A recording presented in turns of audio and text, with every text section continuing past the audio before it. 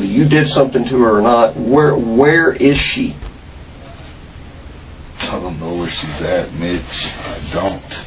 We found blood in the truck. How did that blood get there? I don't know. This is Juan Gonzalez, 45 years old, and for 3 weeks after his wife disappeared, he cried on camera, begged her to come home, and played the devastated husband perfectly. He knew exactly where she was the entire time. Case happened in Midland, Texas. On May 11th, 2016, Juan called police to report his wife, Kathy Lujan, missing. Police department. Yes, ma'am. I need to know who to talk to file a missing persons report. Okay, what's going on? My wife left Wednesday. She had somebody pick her up. Yesterday, I was trying to get her to come home, and she hasn't answered any of my texts. And your name? Juan Gonzalez. And myself and my 13-year-old are real worried, and I have a 5-year-old here that keeps asking for his mother. What is her name? Your wife? Kathy Lujan. 41 years old, mother of 2 boys, a woman so devoted to her children that everyone who knew her said the same thing. Kathy would never leave those kids. Not for a day, not for an hour. Juan had a different story. He said they argued, said she packed her things and walked out, said she was done with the marriage and left with another man. Detectives had a problem with that because Kathy had 2 secret lovers, and both of them had airtight alibis. Neither one was anywhere near that house that day. Then the bank records came back. In the days after Kathy vanished, someone was draining her accounts, and that someone wasn't Kathy. Then forensics went through Juan's truck and found blood in the back. For 3 weeks, Juan sat in front of cameras, wiped his tears, and begged his wife to come home. He gave interviews. He pleaded for answers. He performed grief so convincingly that people believed him. But detectives had been watching, and on May 24th, they brought him in.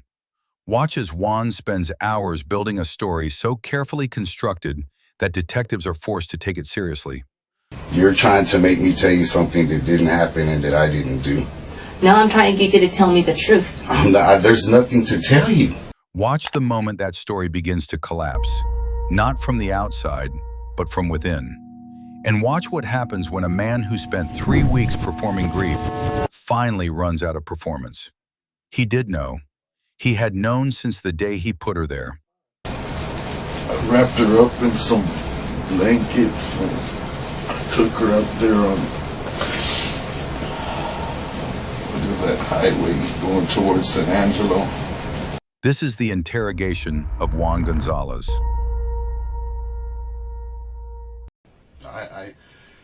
Before you say anything else, I've been thinking about, I've known for a while, Rosie. Mm-hmm. But like if she decided to leave or something, don't do it like this. Mm-hmm. You know, but a part of me just, like me and Kathy, we were together a lot of years, and even when we were going through things, I could still feel her. Like we still, you know how they say people think like, you know, connected, but here lately, There's a disconnect. Well, we'll discuss that, and then, of course, Mitch is here. He'll talk to you about the other stuff we talked. But there's some stuff I need to talk to you about. hold on, can I answer that? It's Nathan. Yes, and then after that, you need to turn it off, okay? Because we need to discuss Hello? some stuff. I'm up here talking with the detective. I'm gonna have to turn the phone off, so I need you to be big and take care of Lee, okay? All right, I love you. All right. We'll discuss about what I found and all that kind of stuff. But one of the things is that you know, that's why I asked you to come up here. You weren't able to come up here. An officer had to go pick you up.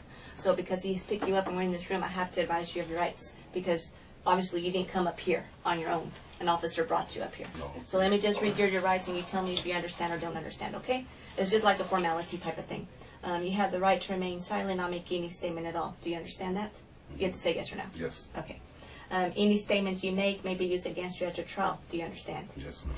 Any statement you make may be used as evidence against you in court. Do you understand? Yes. You have the right to have a lawyer present to advise you prior to and during any questioning. Do you understand? Yes. And if you're unable to employ a lawyer, you have the right to have a lawyer appointed to advise you prior to and during any questioning. Do you understand? Yes. And you have the right to terminate the interview at any time. Do you understand? Yes. Okay, Juan, what I want to do is talk to you about what I found about your wife. Are you willing to talk to me and discuss what's going on? Yeah. Okay. Like I had told you, I did find out, I did a bunch of research. I had gone to HEB, not just that, but also went to the cookie place where you and your wife worked, and did a lot of research, and I found out that she did have a double life. And she kept secrets from you, but she also kept secrets. She had 2 lovers.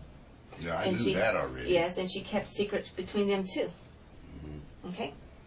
And on Wednesday, the day that she left, I need to go back and revisit and make sure I have all my bases covered on what exactly happened that morning. I mean, let's just start from the very beginning on Wednesday. And I may have gotten some information wrong, and I may not have. And maybe you remember things now that you didn't remember back then, because it was very emotional that Saturday when I went to your house. And a lot of things go through your mind, and you can't remember everything. And that's going to be normal, okay? You said Wednesday she goes in from what time to what time at HEB? She was working that day. She went in at 2 in the morning. Okay. Supposed to be till 10:30, but she doesn't ever get off at that time. Okay. And she works in the bakery as the assistant manager? Assistant lead manager. Okay. What time did you wake up? Were you awake when she left that morning? Or she Well, no, leave I without you even knowing it? I get up to check like if I wake up and she's gone already, I wake up to make sure the front door is locked, like the screen door and the front door. Okay. Which, I mean, when I got up, it was already 6 o'clock because I get up to go to work at 7 in the morning. Okay. So when she left to go to work at 2 a.m., were you up or asleep? I was up. Okay. What time did she leave? She left early, like I told you that day. She had been leaving way before it was time to go. She probably left like 1:15, 1:30. Okay. And she left in what vehicle? The car. Okay. That's the car she always drives, the black one, that Chevy The Malibu. We drive both of them, but when she's working, she drives the Malibu. Okay. So you think she left at 1:15, 1:30. She left early, and she's supposed to be at work at HEB at 2 a.m. Okay, and then you said you got up at 6 a.m. Did y'all talk anymore between 1:15 or let's just say 1:15 and 6, or was it Texting. Oh, 'cause, texting. She was supposed to come and get Lee that morning to make sure he made it to daycare, so that I wasn't late for work. Okay. I remember. Yeah, I told you that too. That day that way I'm not late to work because I have to be there at 7. So she takes Lee to daycare, and either she takes Nate to school or Nate walks. Okay. So. On that day, you said there was some texting between 1:15 till 6 a.m. About what time did you go to sleep? It was off and on. It was off and on. Like every time she leaves the house, I can't sleep right. You know, Okay. so it's off and on. I'm either up every 30, awake, not up, moving around, awake. Right. Like I'll wake up, tossing and turning every 30 minutes, every hour until we get up. Because Lee's asleep with me in the bed at that time. Okay. He sleeps with both of y'all, correct? And then Nathan has his own. Nate has his own room just right across the hall. Yeah. Okay.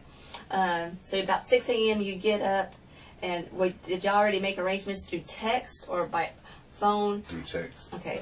She was going to come pick up. She was going to be at the house at 6:45. Okay. She's going to take Nate to school, or did he take the bus that day? Do you remember? Sometimes he takes the bus, sometimes he walks. I don't remember that Okay. day. But it's not that I don't remember. I don't know because I'm gone already. I Okay. leave when she got there at 6:45, I left. Okay. And she was there with Nathan and Lee. And she makes sure that Nate gets to school, and she takes Lee to the daycare center. Okay. Obviously, that got done. And then between you get to work at 7, and that's when you were working at Potbelly. Potbelly. And you got off work what time? It was before 2. It was before 2. Okay. Between 7 and 2 or so, did you and Kat talk? We texted. Texted. What did y'all text about? She wanted to make sure that I paid. Remember that day you were going through my phone about paying Brian? Wanted to make sure I paid Brian and make sure I brought her money. the $180 when I got off of work. Okay. Anything else y'all talked about? No? Okay, tell me about Brian. He's from Tobacco Alley. And you owed him money? Yeah, for a hot check. I remember I told you that. Mm-hmm. And did you write it or she write it? No, I wrote it.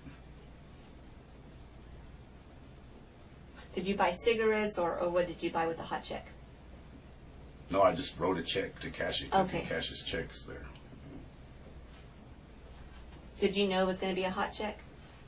Or Yeah, did- but Kathy and I used to do that a lot because we knew the next day either she was getting paid or I was getting paid, Okay. and the money was going to go into the account. So by the time the check processes through the system, there would be money in the account. Mhm. Okay. How much did you write that check for? 180. Okay. Is that the only check you wrote? Mm-hmm. Okay. And then that's why you told her you were going to pay Brian at the Tobacco Alley. Well, I told her then- when I told her that, but then later, remember that day when you were at the house, I showed you you saw the text where I tell her I paid Brian already. Right. Mhm. And then she wanted the $180. Is that the money that was used to pay Brian, or is that something else? No, that was something else. I gave her that money Okay, you gave her back that money. When did you give it back to her? when I saw her at the house that afternoon, Okay. when she got off of work. Okay. When you got home, who was at the house? She was By herself? Mhm. And what vehicle was out there? the Malibu. Okay. And then when you get there, you give her the $180, correct? Mhm.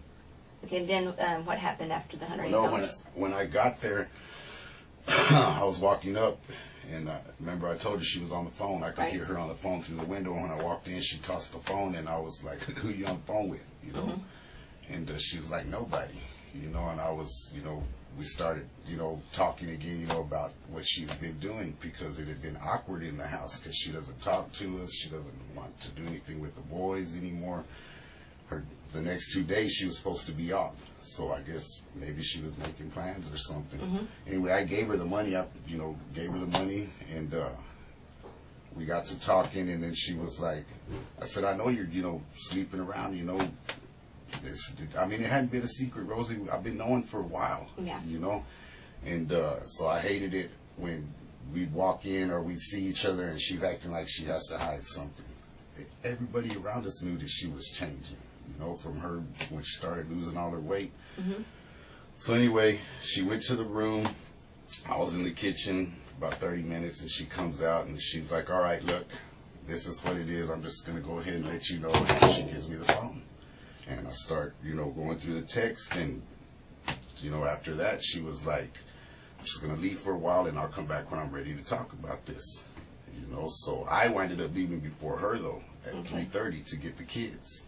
Okay, I'm going to go back. When she handed you the phone, was it already for you to go on the message part, or did she have it at a specific place for you to look at? She had it on the text messages from Paul. Okay, It was between her and Paul. It was under Maggie, though. She Okay. had it under Maggie, HEB. And, the text messages, only her text messages were there, though. Like the ones she's sending to him, Okay. all of his were erased. And so then she said, "There's another one there under unknown name." Okay. And so that one just said unknown name on the title.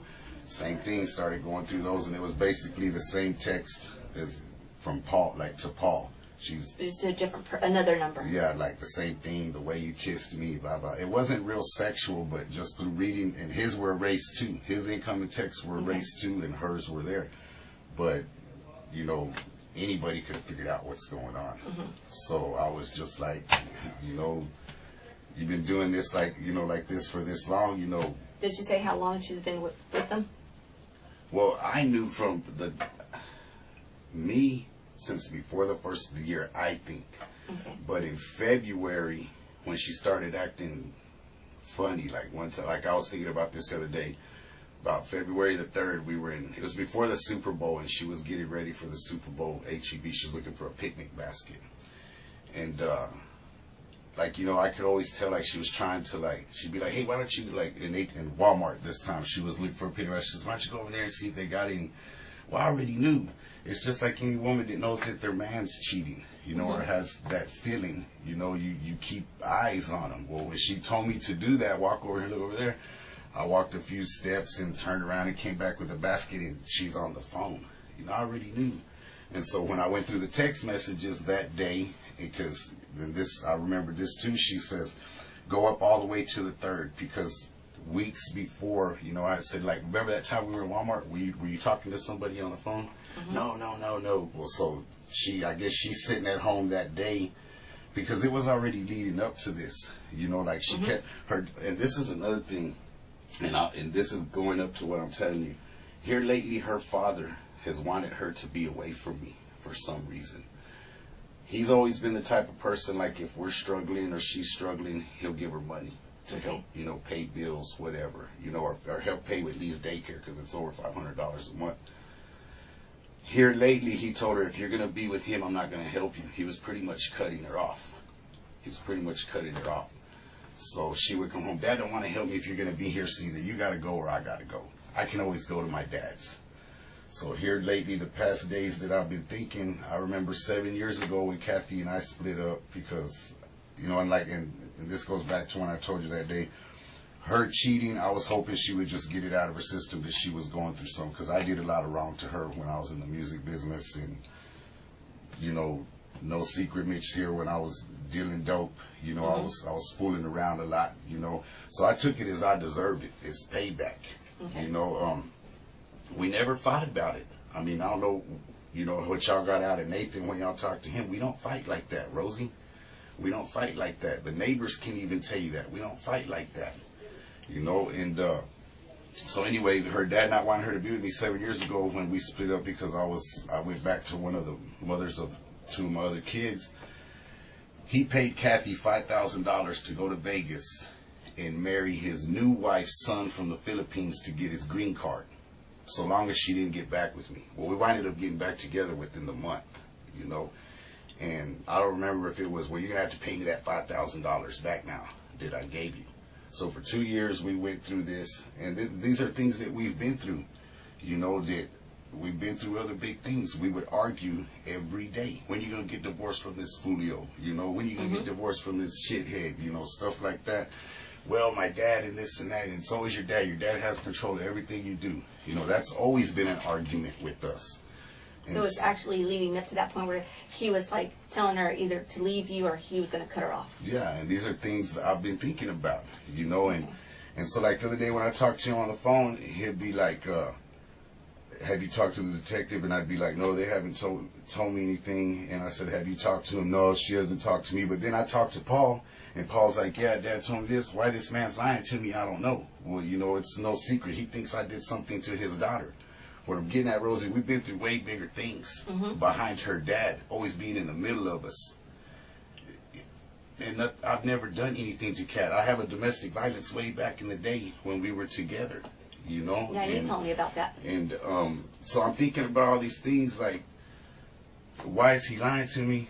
What if, I mean, and I'm just saying, what if Bruce knows where Kat's at? What if he sent her somewhere? But then again, we all of us, family and friends, are like, Kat wouldn't leave the kids like that. Right. She But wouldn't. you went through the text messages and you found that one under Maggie, the Paul one, and you found the other one under unknown. Obviously, you knew something was going on because of what her text messages said, because his was not, but you knew what it was leading to. And then back to that, you know, that's what I'm getting at. Like, I already knew that she was doing something. So anyway, after I read all the text messages and she told me back to that, you know, yeah, on the third when we were in Walmart, yeah, I was talking to Paul. Okay. You know, and even before that, before the first of the year, when she was going to San Antonio to train, her and I had gotten into an argument and she even told Carmel this. I don't know if you told Carmel. Here lately, it's been Kat. It's like she was trying to push me away from her. Like, Carmel was? No, Kat. Oh, Kat. Kat. And she was like, she would get mad at me for little stuff. Like, yeah, when I was doing bad things, yes, be mad at me, stay mad at me. And then I lost my job right before the first of the year. You know, I started working for Lori's. Well, this is right at first year. Started working for Lori's, and I got laid off because they weren't as busy as I thought they were going to be. Right. Well, she winds up getting mad at me about that, and she even tells me, you know, what's messed up is that, you know, Kathy tells me what's messed up is that this ain't even your fault this time, and I'm still mad at you. She would make comments that she's living in my past. My pastor will tell you that because I've talked to my pastor about it, Curtis Benninghoff from the Pentecostal church I go to. Mm-hmm. He will tell you that a month ago I told him that I knew Kathy was cheating on me after I got baptized Easter Sunday. And I was just living through it. I was leaving it in God's hands. You know, I wasn't perfect. Right. If this is what she's doing, we'll get through it. You know, she's at that age, I guess, I don't know, no disrespect, you know, to any woman. You know, y'all go through your things at a certain age. Her mom did the same thing to her dad at this age. They got divorced. She got married to another dude, you know, from Odessa. Mm-hmm. So these are all the things I'm thinking that are about. leading up to what you're coming up to. Yeah. So when when the text messages, you saw them, what happened after she showed you the phone and you went through the text messages? You said something about, she said she was going to leave, but she didn't leave. She says, I'm just going to go ahead and go. I said, that's up to you. And I went to the kitchen to wash dishes. And remember, I told her she went to the room. She didn't talk to me for a while. Went to the bedroom, right? Yeah. And I was in the kitchen washing dishes, and I was just like, you know, with not an attitude, like in my mind, like, man, you know, how could she do this to the kid? And me, no, because like I say, I was never perfect. And she comes back out. She says, I'm just going to leave for a while, and I'll come back when I'm ready to talk about what we're going to do, you know, with the kids' wise, you know, and this and that. Either you stay in the house or I'll go to my dad's, whatever. Okay. So when I left to go get the kids, Right. So she was still at the house when you left to go pick up the kids. Mm-hmm. Who's the first one you went to go pick up? Lee Adrian. I always pick up Lee Adrian first because Nate doesn't get out till 4:05. Okay. And you picked them up at the Village Daycare Center? Mm-hmm. What did you go in? What The vehicle? truck. The truck. Okay. So at the house, make sure I got this right, it's just going to be her by herself and her vehicle. Mm-hmm. And then from about what time did you go pick up Lee Adrian? 3:30 I left the house, so I had to have been there no later than 3:45. Okay. And then at that point, did you go back to the house or did you go somewhere else? We went to Nathan's school to wait Okay. for Nate. And he goes to Alamo, if I remember it. You told me correct. Correct? Okay, at Alamo, about what time do you think you got there? It was before 4:05 because we always sit outside and wait for him in the parking lot. Okay. And he usually gets to the car. He comes from around the back of the school, so the bell rings at 4:05, so usually we don't see him till like anywhere between 4:10 and 4:15 at the latest. And from there, after you pick up, of course, you picked up Lee Adrian, then you pick up Nate. What happened after that? We went to the house. And when you get home, when you're pulling up, what do you see? The car's there. The car's there, okay. So I figured she was still there, you Okay. know. And because sometimes we would have little disputes like this or a little quick argument, but that day it wasn't an argument. It was like, because it was no secret. And she had here lately, even Carmela tell you, she's, and another friend that I was talking to the day before yesterday said that she saw Kathy in HEB a couple weeks ago, and that Kathy looked her up and down like, you know, like she was just too good for She got, Kathy. when Kathy's she lost had- that weight, yeah, she thought she was better than everyone. She's had, and I'm not talking bad about my wife, Rosie, you know, but I went through the same thing when I was in the music business and dealing dope. I thought I was the doo-doo, you know. I thought I was all that, you know, and she used to tell me the same thing, you know. But So when you get to the house and you see the car there, you pull up in the driveway, and then you go up in the house. Was the door locked or unlocked or what? no, it was unlocked. Okay. The screen door unlocked and the front door unlocked. Well, we leave it unlocked a lot. Like that one night when you came to get the car and the keys were in the car, you're like, you just leave the keys in the car. We do Right. that stuff there all the time. Now, at night when we go to sleep, we make sure the doors are locked. But it was unlocked. Okay. Anyway, we walked in. She wasn't there.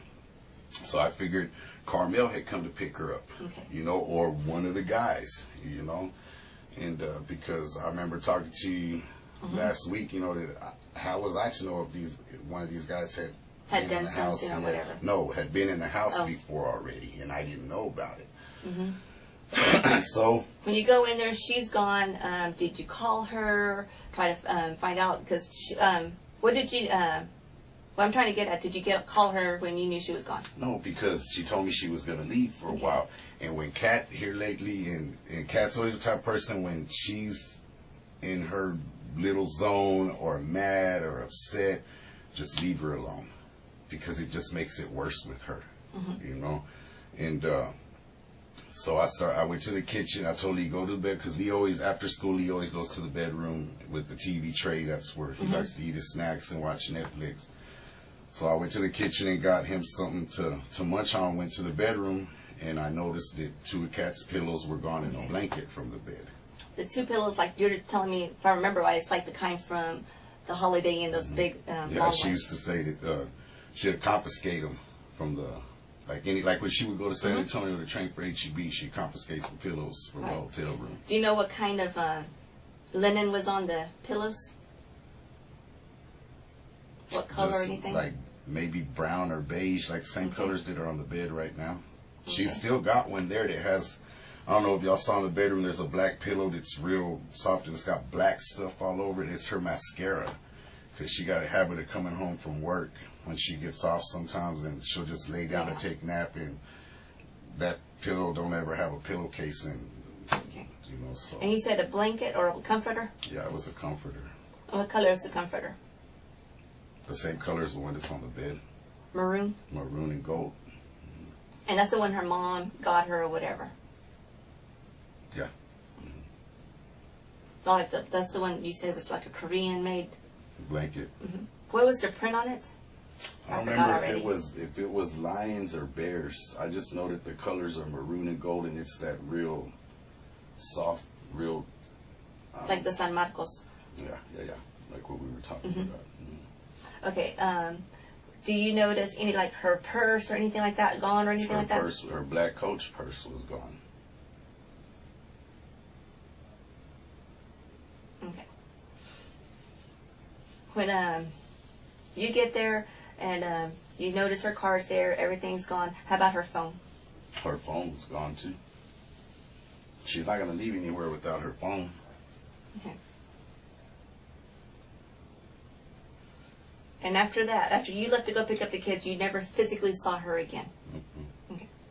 And then, at what point did you call or check to get a hold of her, either by phone? I mean, calling her or texting her? It was later that evening. I texted her to see if she was gonna come home. And I don't remember if it was that day or Thursday when she told me to leave her alone and that she was going to stay with a friend. And I asked her, in between the next 24 hours, you know, I was like, this is enough already. This is BS already. Right. You know, she needs to, you know, let us know, because the kids leave. It's hard to put Lee to sleep without one of us in the house. If one of us is gone, it's hard to put him to sleep. And he's used to both of y'all. Yeah, and so I don't remember if it was Thursday night. It was Thursday, I think. When I texted her to see if she was going to come home, she said, just leave. I texted her something. I remember at one point I texted her, she said, leave me alone. Then the next time I texted her, I was like, are you going to come home tonight? She says, I'm staying with a friend. And I said, with who? Carmel. Right. And she said, that's not any of your business. Right. And that's the last time I ever heard from her, because it was Thursday, because then Friday, texting her, she wouldn't answer the phone. Then tried to call her and the phone was off. Right. You know. When you went to go pay for that check that you wrote, was it before you got home or after you left the house? To get the kids? No, I went and paid for that after I got off of work. Okay, and then you went to the house. Okay. Okay. Anything else you can think of besides me until I show up at your house? The only thing, Wednesday when I picked up the boys, they got a camera at Village. I can't remember if I was in the truck or the car. I'm thinking about that right now. Okay, say that again. I didn't understand. Wednesday when I went to pick Wednesday. up the kids, you'd have to go to Village. I don't know if y'all have. They've got a camera system. I don't remember if I was in, because the truck's dirty. The truck's always dirty. And I'm pretty sure I was in the truck, but I might have been in the car. I'm not for sure. I'm pretty sure I was in the truck, though. Okay. But I mean, I was just wondering because you said when you got home from the boys, you knew the car was home. Yeah, the black car. I had to be in the truck. I know I drove the car it was later that day. I went to HEB, I think, and I drove the car. Between going to from work, did you go anywhere, or you went straight to Tobacco Alley? Do you remember? No, I went straight to Tobacco Alley. Okay, and then from Tobacco Alley, you went straight to the house. And then from when you left there, you went straight to go pick up the boys. And then you came home, and that's when she's gone. You didn't go anywhere else that you can remember, not during that time period, by the time you get off work and pick up the boys. Is that the only places you went? Yeah. And then Because after you pick up the boys, at one point you end up going to HEB. Yeah, because anybody will tell you that knows us, Rosie. I'm always with the boys. I don't even have a friend life anymore since when I met Mitch and them years back. You know, when Lee was born. Since Lee was born, I have people that I talk to on the phone. You know, but I don't go out no more. I don't drink. You know, I'm always at home. You know, so Kathy had more friends than me here lately. I've listened because I want to make sure I got everything right. And I've listened to everything you said. I have some problems with some things I need to get cleared up. But there's some issues that I'm having with what you're telling me. I told you that I downloaded your phone to get those messages.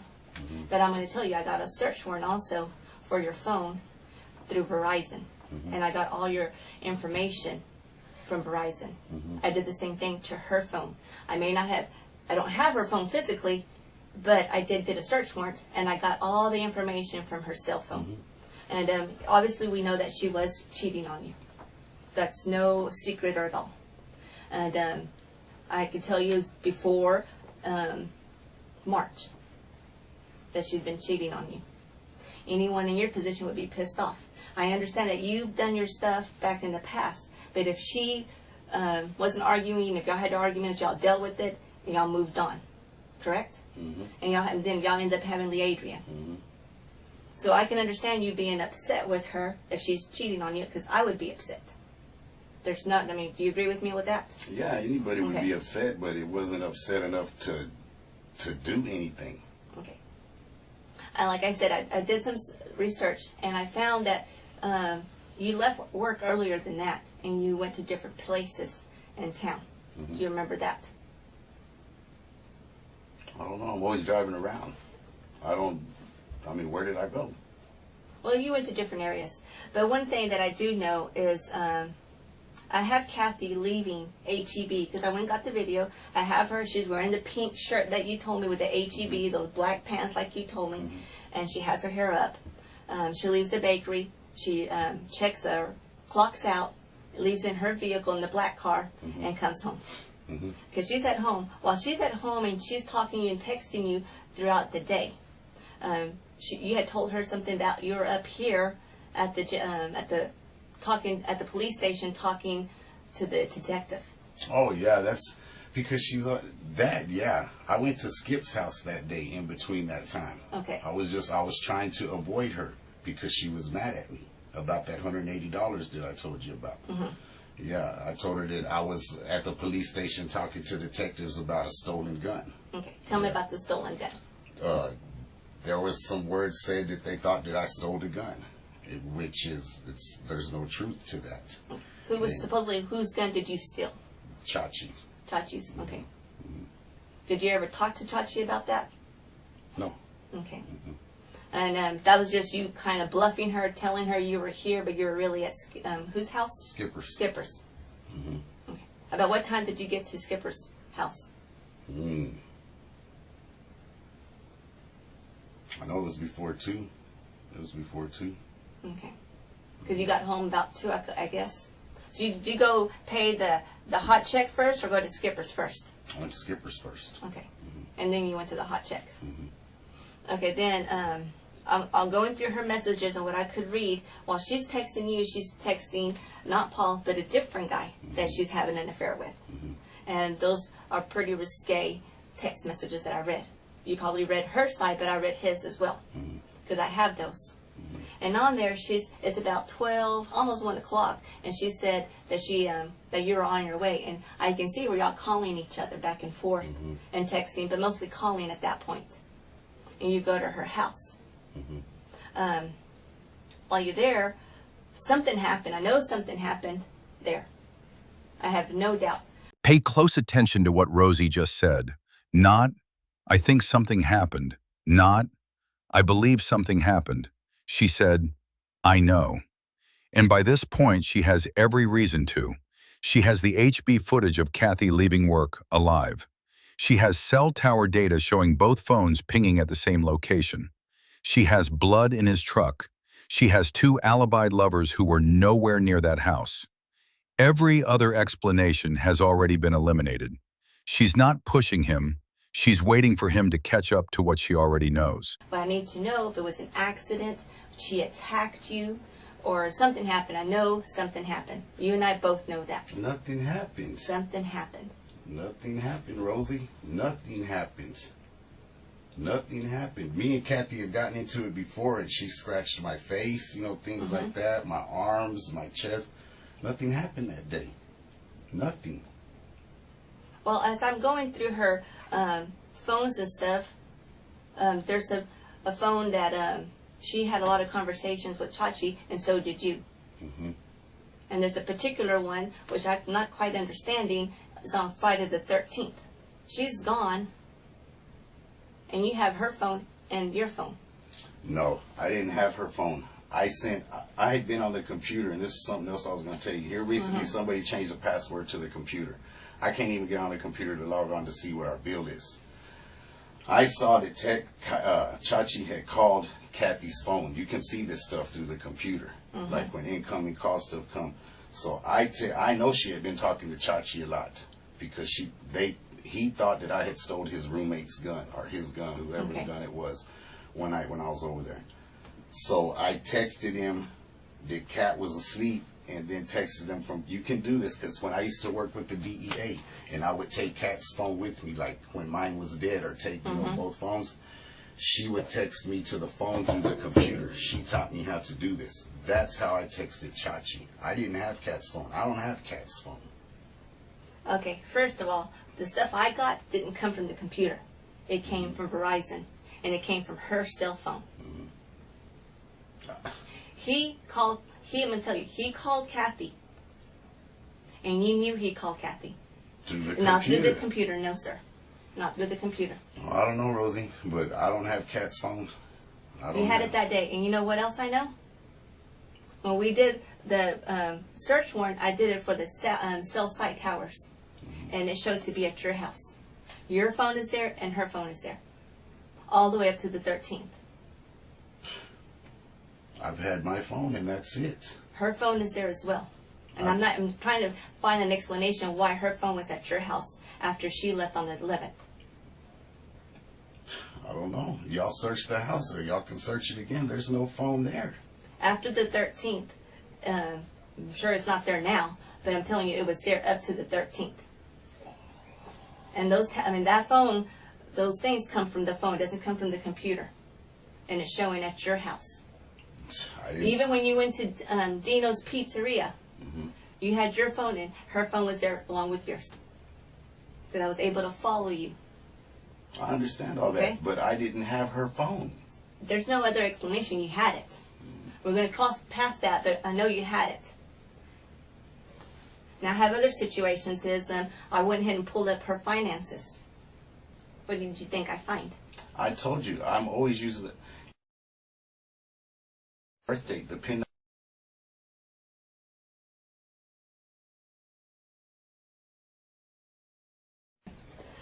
On that day, you said you went directly to the house. You went to and paid.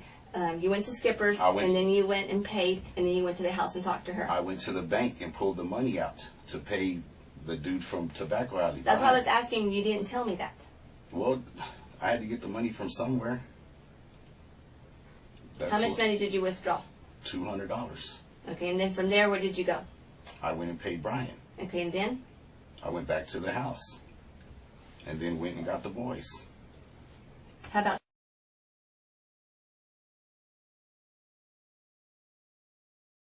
first? And then went to the other one and got the money out. But like I say, I've always had you? access. Yeah, I understand. But you went and withdrew money. Went to Tobacco Alley, and you went in that order. That's what you're telling me, or That's what I'm asking me? telling you. Okay. I want to know why you're not telling me all of this. I'm not trying to hide anything. It seems like you're trying to hide it. I'm not trying to hide it. You're asking me now, and I'm telling you. I'm not trying to hide anything. Well, what I'm not understanding, and I'm trying to get to find out what happened, did she commit suicide at the house, and you found her like that, and you freaked out and thought we were going to blame you? No.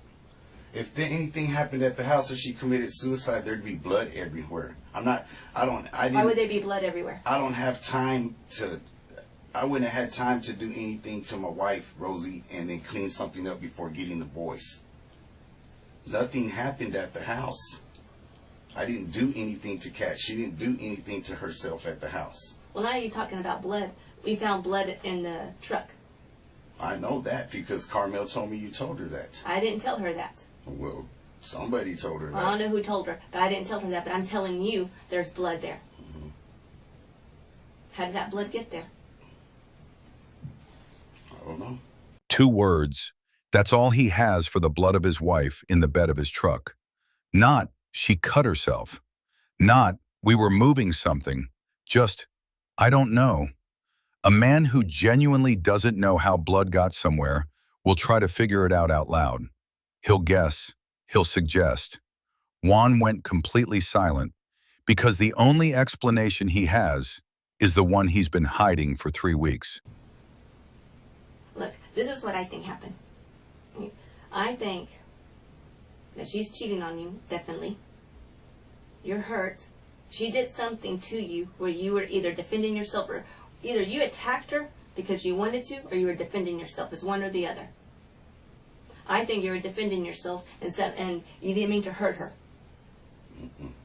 Kathy. But Kat didn't leave the house. Kat didn't leave with anybody. Those 2 other guys that she's with, they have nothing involvement. They're not even around the house. They don't even know where she lives. And I also did search warrants on their cell phones. And nothing around there. I know exactly where they were at that time. And you went from work over there to Skipper, and you have all these other phone calls to Damien, to Miss Rose. Yeah, I call them all the time. And she's all mad because you stole $180 and she was done with you. She told everybody at work she was done with you. And she said to you she was done with you. And she was mad because you were trying to get into her phone when she had a password. I got all that from her phone. Yeah, and the day I got there, I didn't get into her phone. She opened it up for me to look at it. And something happened. Nope. Nobody hurt her anywhere else. And she didn't leave that house. She wouldn't have left without her stuff. And she wouldn't have left without her kids. That's what we've all said. Yes. Well, no, she would have left the kids with me because she knows I'm going to take care of them. She wouldn't have left the kids for this long period. And That- she never left the house. That we understand. Okay, and she never left the house. Well, On her own. No, she didn't. I'm not saying she did. I just said, well, I don't know what to tell you. I didn't do anything to her. I think you did. And I'm trying to figure out, was it an accident or did you purposely plan all this out to kill her? Nope. I didn't make no plans to hurt her. Well, everything else is showing that you did. And that blood that's going to be in the vehicle is going to be her blood. I don't know. I don't know what to say. Like, I didn't do anything to Kat. That's all I know. Then Kat did something to herself there. And you took her somewhere. You're trying to make me, you're trying to put this on me either or. Did she commit suicide and I took her somewhere, or I planned to kill her, or... Well, it was an accident. You were defending yourself. Or it was an But accident. it's something that happened between y'all two and nobody else. It's just y'all two. Yes, sir. No. There is no other explanation. And what we're trying to do is, you're talking about Leadrian can't be without her. Leadrian needs her. Yeah. But she ain't coming back alive. And you and I both know that. And when Adrian gets older, he's going to want a place to go visit her at her graveyard site. And we owe him We that. all are. We owe him that. If that's what happened, we all are, but... That's exactly what happened. No. No.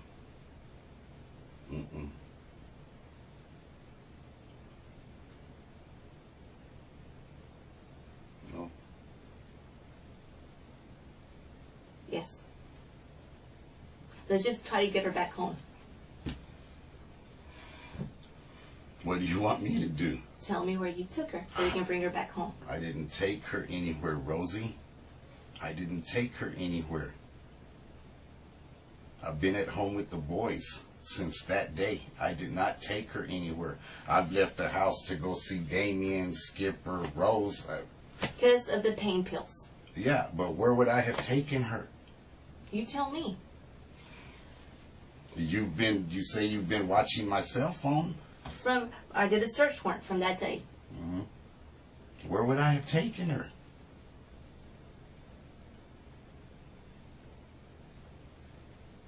Well, you had, like I told you, did you hurt her? Nope. Did you kill her? Nope. Did she attack you? Nope. Were you defending yourself? Nope. Did she commit suicide? I don't know. Did she commit suicide at the house? Nope. Well, she never left the house. Someone talked, and no one else, was just you and her at the house. I understand what you're saying, Rosie, but when I left and we got back, she was gone. When you left in her car. When you went to go pay, you say you went to Skipper's and you were in her car. When you went to go pay Tobacco Alley, you were in her car. Yeah, that. When you went to the bank, you were in her car. That's and right. you hadn't gotten home yet. Because you went to Skipper's first and you said you paid Tobacco Alley first before you went home. How did you have the car?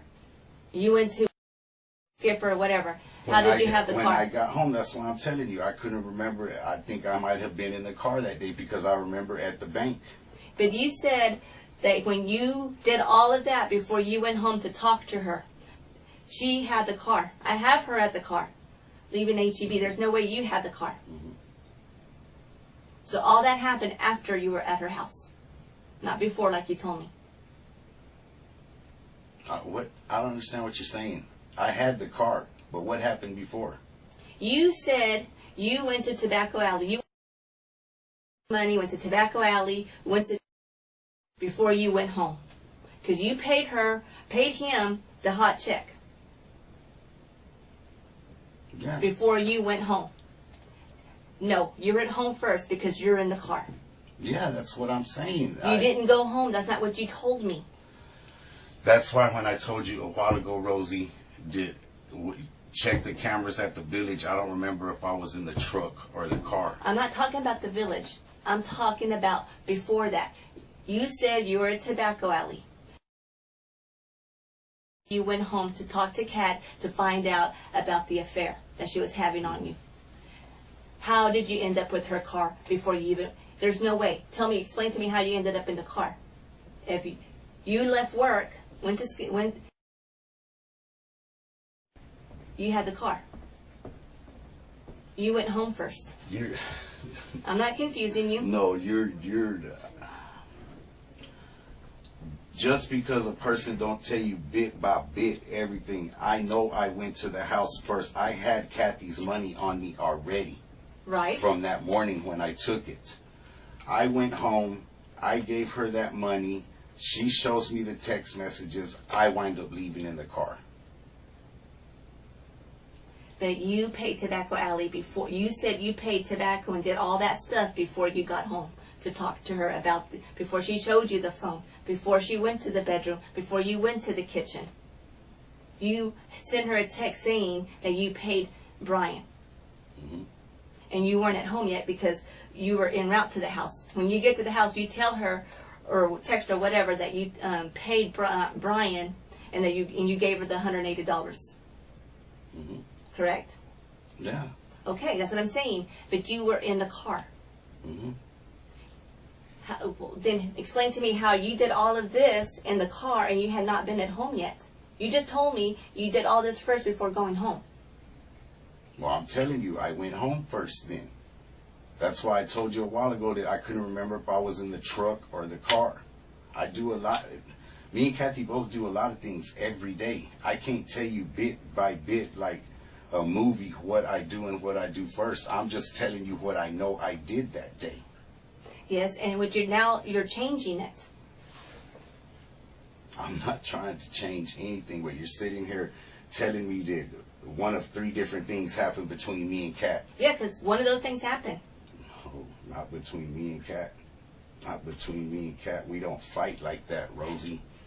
We don't fight That day like something that. happened. Something like that did happen. Nothing happened like that.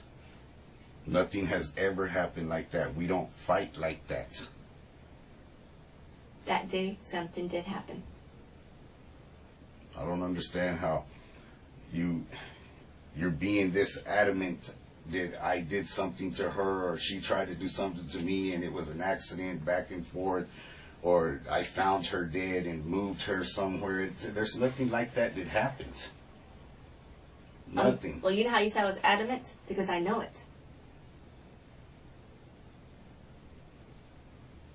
You and I both know it. You want to say that I did something to her or I'm however. not saying, I'm telling you. I did not do anything to her. She didn't try to do anything to me.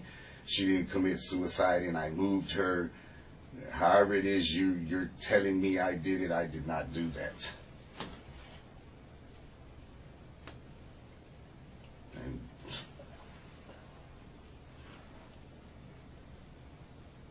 You're at her house. I think, you didn't let me finish, but let me finish this. When you're at the house, you were upset with her. I mean, obviously you're going to be upset with her because she was cheating on you. It doesn't matter if you cheated her on the past or not. The point is that she cheated on you, and she had this other life from you, hidden from you. we knew, everybody knew already. I knew it. That day was just because she was ready to go ahead and go and do her own thing. I'd already known for, like you say, back in March. I'd already known since back before the first of the year when she was going to San Antonio, she was doing it. I had that. You could improve it. It wasn't about proving anything. Yes, it was. No, it wasn't. No, it wasn't. It wasn't about proving anything. You tell me, you text all these other people on her phone. You text Paul. You text the unknown person. I didn't text anybody. That phone is at your house. No computer, no nothing, but you text them. I didn't text anybody. Because the language is different for the way she talked to them and to her friends. I didn't text anybody, Rosie. I knew since the get-go, since that day you walked up, your whole attitude changed towards me when her father told her that, or told you that he was sure I did something to Kat. You've been a fucking dick with me ever since. No. Yes, you have. No, I haven't. Yes, you have. Because when I walked in there, I was concerned for her safety. I asked to search her room. And what woman's going to leave behind her checkbook, her debit, her cards, debit cards, and all that? She has more than one checkbook. She used to keep checkbooks in the safe at the cookie store. Other checkbooks in the safe at the cookie store. She used to keep a piggy bank in the safe at the cookie store. She didn't leave in home free will. Well, I didn't make her leave. I didn't take her anywhere. Nothing. She didn't leave that house in her own free will. And I was just trying to figure out if there was a reason why. If you can tell me why it happened. So then you're just a cold-blooded killer. No, I didn't kill anybody. I've never killed anybody. You killed her. I didn't.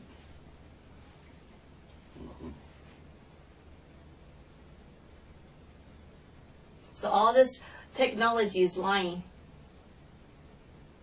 It doesn't mean that I had her phone, Rosie. It does. You had her phone.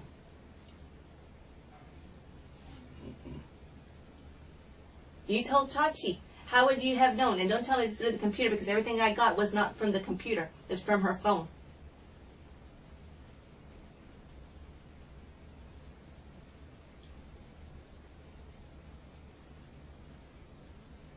I don't know, Rosie, but I didn't do nothing to my wife. I want her to come home just as bad as anybody else. Well, she's not going to come back home.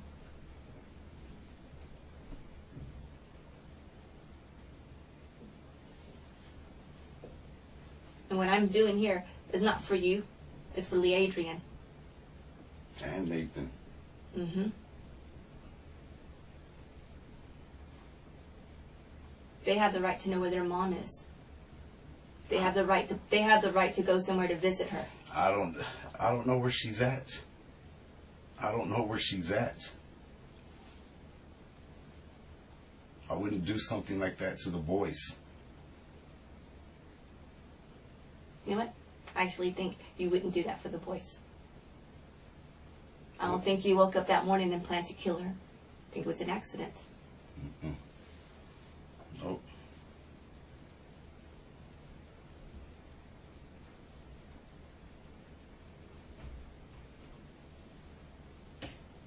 You decide. Either it was an accident or you're a cold-blooded killer. Mm-mm. I don't have to decide on that because I didn't do either or. No, either or didn't happen. It did. At the house. Or somewhere else. But it happened.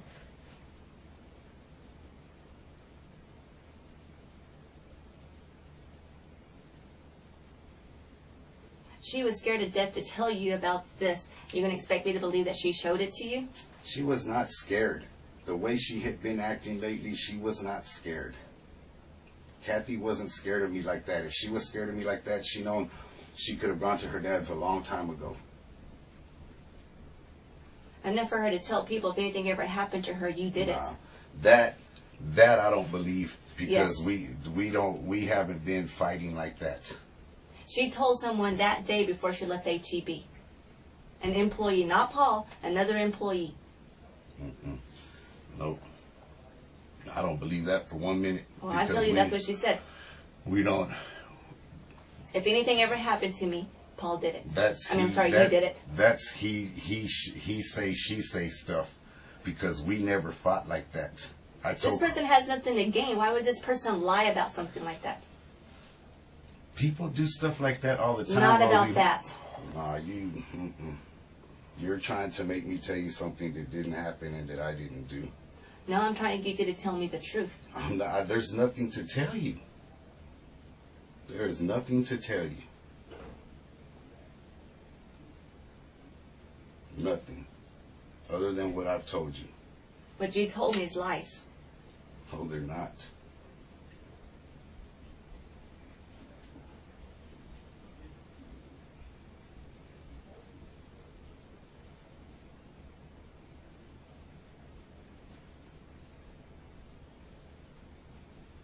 I don't know what else to say. Like I said, Help me find Kathy and bring her home. I don't know where Kathy's at, Rosie.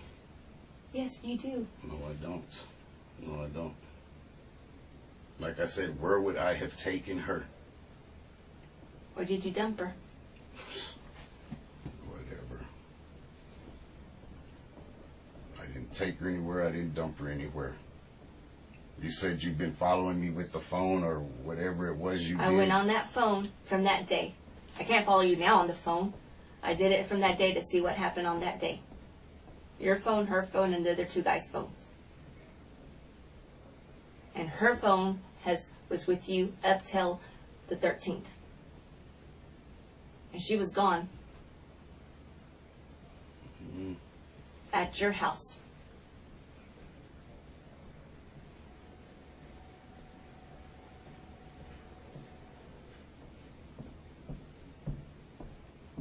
I don't know, Rosie. There's nothing else that I can tell you. I don't know where she's at. I didn't dump her nowhere. And like I keep telling you, nothing happened between me and her, and I didn't do anything to her. So you expect me to believe that she just walked out on her own and never came back? I don't know, Rosie. She's been doing a lot of stuff lately that I don't know about. All I found on her stuff is that she doesn't want to be with you anymore. That she wanted you out, and that you knew that you knew she was done with you. She had been telling me that since before that day. Yes. We and I was just trying to work things out for the kids' sake. She wasn't going to work it out. She was done with you. She was done with you stealing her money. She was done with you passing checks, not just one, but you did 2 at Tobacco Alley. They didn't catch the other one. It doesn't matter. You still took it.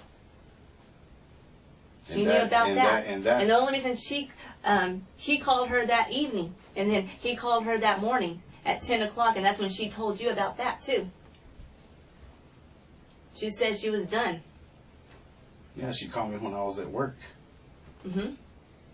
But that was also, this stuff had been going on for a long time. Nobody's perfect. I ain't perfect. She's just like when we worked at the cookie store. That's how she got in trouble for the $30,000. She was skimming the register. She was always taking money. We're not talking about her stealing. I know that. I'm just saying.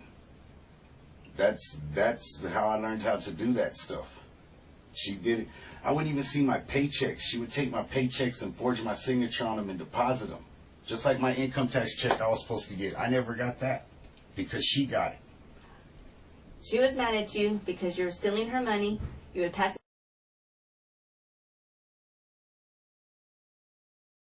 And when she disappeared, that's all you did. You went to all these different places. I do it all the time. Mm-hmm. That doesn't mean She said she was tired of it. She didn't tell me She that. told it to other people. And she told you she was done. It doesn't mean I did anything to Kathy, Rosie. I didn't do anything to Kathy. I don't know where she's at. I didn't dump her body nowhere like you're saying. Just, I didn't do anything to her. What do you think should happen to a person that did something like that to her? They should have to pay. Pay like how? I don't know, to go to jail, go to prison.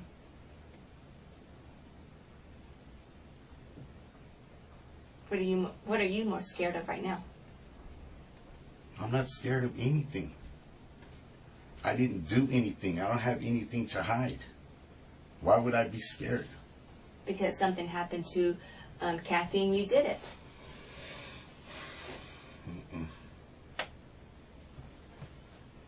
No. Didn't do anything. Well, this is the opportunity that I'm giving you right now to get it cleared and let it work out in your favor because you're being honest and coming forward. And if you're not willing to take that, then it's just going to make you look like you did this all on your own and did it purposely. How does that make anybody look like that? Because it's what it is. You just want me to tell you something I didn't do so that you can be, all right, bam, we got him to tell us. But then you're sitting there telling me that if I don't tell you, it's going to make me look bad? Of course it does. No, it doesn't. No, it doesn't. Because it's all it's showing is that you're not willing to come forward and take care of your business and be clean about it. I'm not being clean because I didn't do anything. I don't have anything to be honest about Kathy. I didn't do anything to her. You have nothing to be honest about, Kathy? As far as doing something to her, I didn't do anything to her. How am I going to tell you I did something to her when I didn't? Because we all know you did. I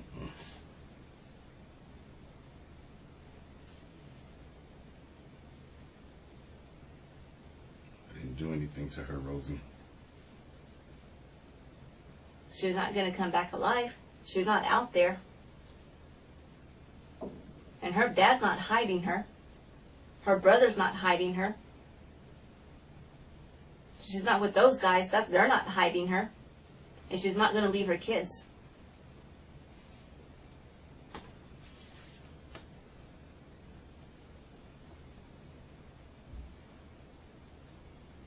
Besides those two guys, I can't find anyone else that she's with.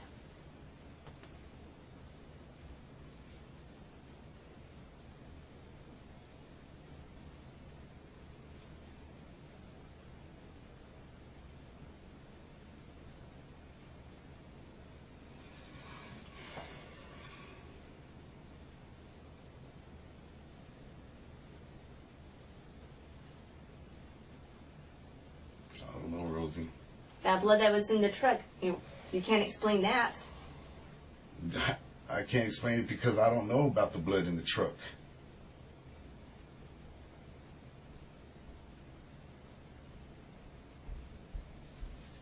I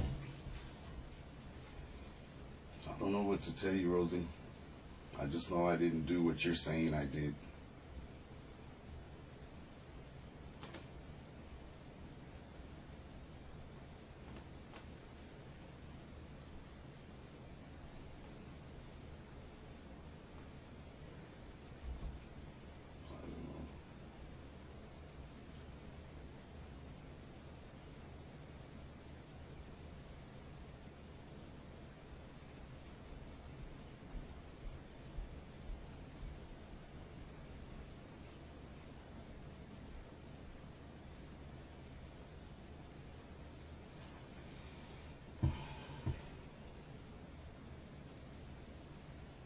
You're gonna sit here and stare at me all day? I was saying, you're gonna tell me. I don't have anything to say. There's nothing to tell you. I keep telling you that. I keep telling you that. There's nothing for me to tell you. So you're gonna say that some random guy went in there in your house? I'm not saying that either. Okay. I'm not saying that either. Kathy used to go for walks too. You know, there's anything that could have happened. It doesn't mean that I did it. You wanted me to tell you something that I didn't do.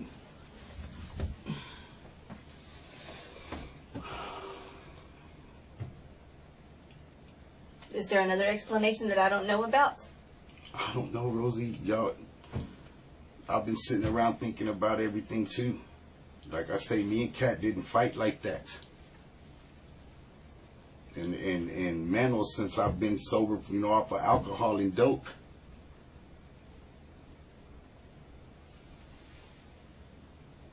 Being sober off of that, you're not sober. Because if you were sober, you wouldn't be doing painkillers. I understand that. I'm talking about, I said alcohol and dope. I said dope alcohol is also and dope. pain pills. So you keep topping something off with something else, and this is stupid. I didn't do anything to my wife, Rosie.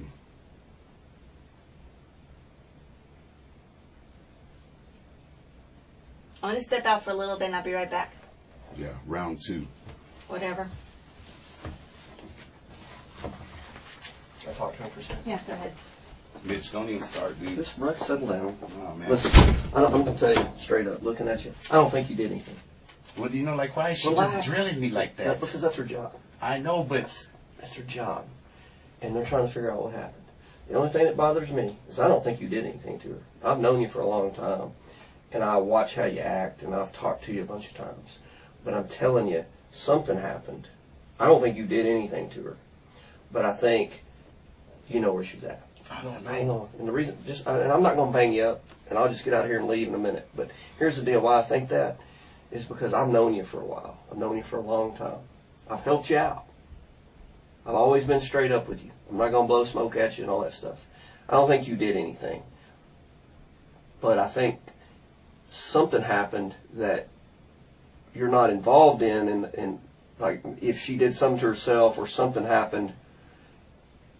And I think because of your feelings for your kids and all that stuff, that you might have not wanted them to see it, and you might have moved something.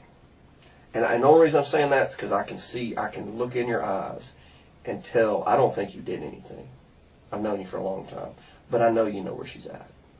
I don't know where she's at, Mitch. Those are games too. No, I'm not playing a game with you. You're telling me that you don't believe I did something to her, so I can go ahead and tell you, yeah, okay. No. I believe that because the way you looked at her when you were answering her.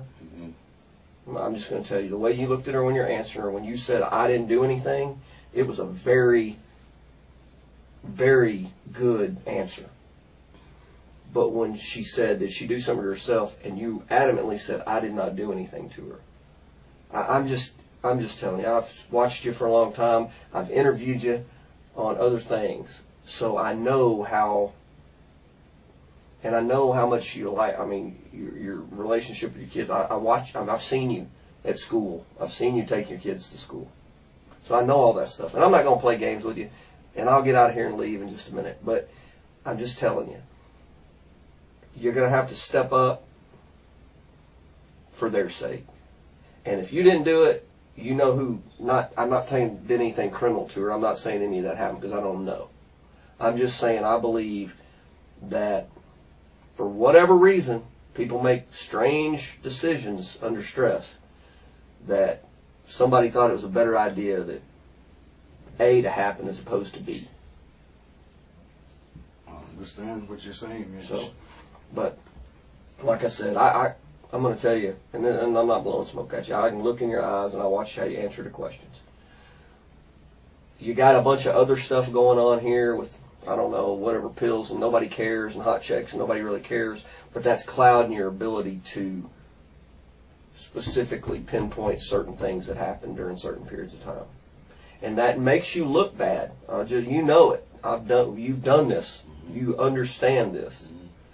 So being able to recollect specific circumstances on a day that's obviously very traumatic, you know that you have to be able to do that.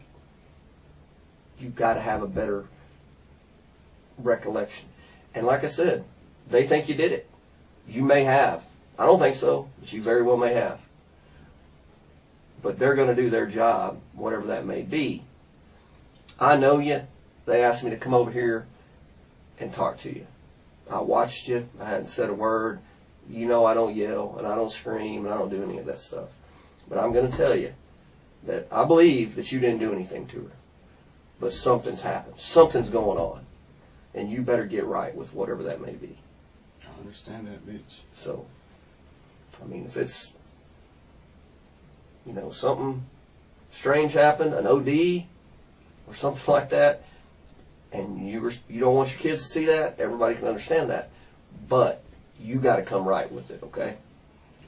All right. So think about it. All right. Oh, shoot. Okay. Maybe I won't get out of here. I'll have to hang out until they come in. You not working anymore? No, I haven't worked since all this stuff started going on because I can't afford the daycare with Lee. All right.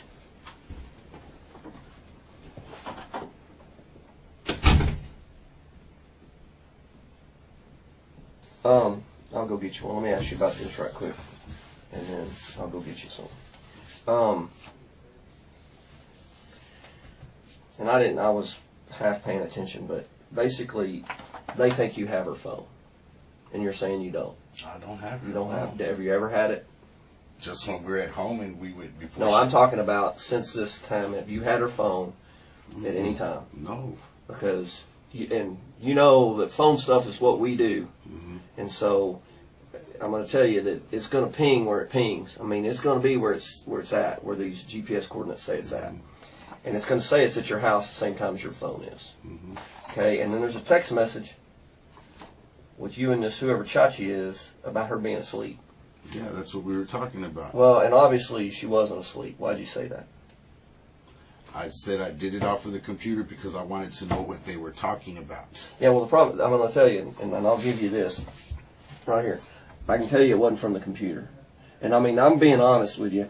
I can tell you it's not on the computer because if you would have sent it from your computer, the UTC code, the timestamp, would have been different because it would have been where you're sitting, not where Verizon is on their phone. Okay? So I'm going to tell you, you did not send this text message from a computer. It was sent from a device. And the reason I know that is because of this universal time code. Okay? Can't be sent from the computer because your computer is sitting in the central standard time zone because that's where you're at. You know, it tells you the time where you're at on your computer. Okay? The phone companies use what's the old Greenwich Mean Time, but now it's called Universal Time Code. So looking at what they got from their search warrant, this came from her device. I didn't send that text Okay. message. Well, then I mean, I know what that says. you said she was asleep, and you said, hey, you knew she got a text. Yeah, through the computer. No, you didn't, Through because the look, computer. I'm telling you, it came through her device. You saw her phone. You saw this message on her phone.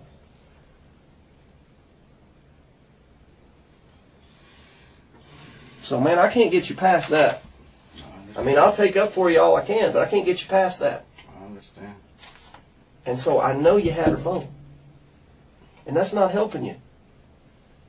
You're probably making this a whole lot worse. It's bad, don't get me wrong, not for you, but I'm talking about the situation. You're probably making it a whole lot worse than if you just told what happened. Nothing happened Okay. between me and Kat. I didn't say it did between you and her, but the situation happened. Something happened that you ended up with her phone and texting back and forth with people. That, whether it may be completely righteous, that doesn't look good. And now that you've lied about it, you've got to get in front of it. Because this, I'm going to tell you, I'm a nuts and bolts dude, and you cannot, like I said, I believe you. I believe you didn't do anything. But you can't get past, this is black and white.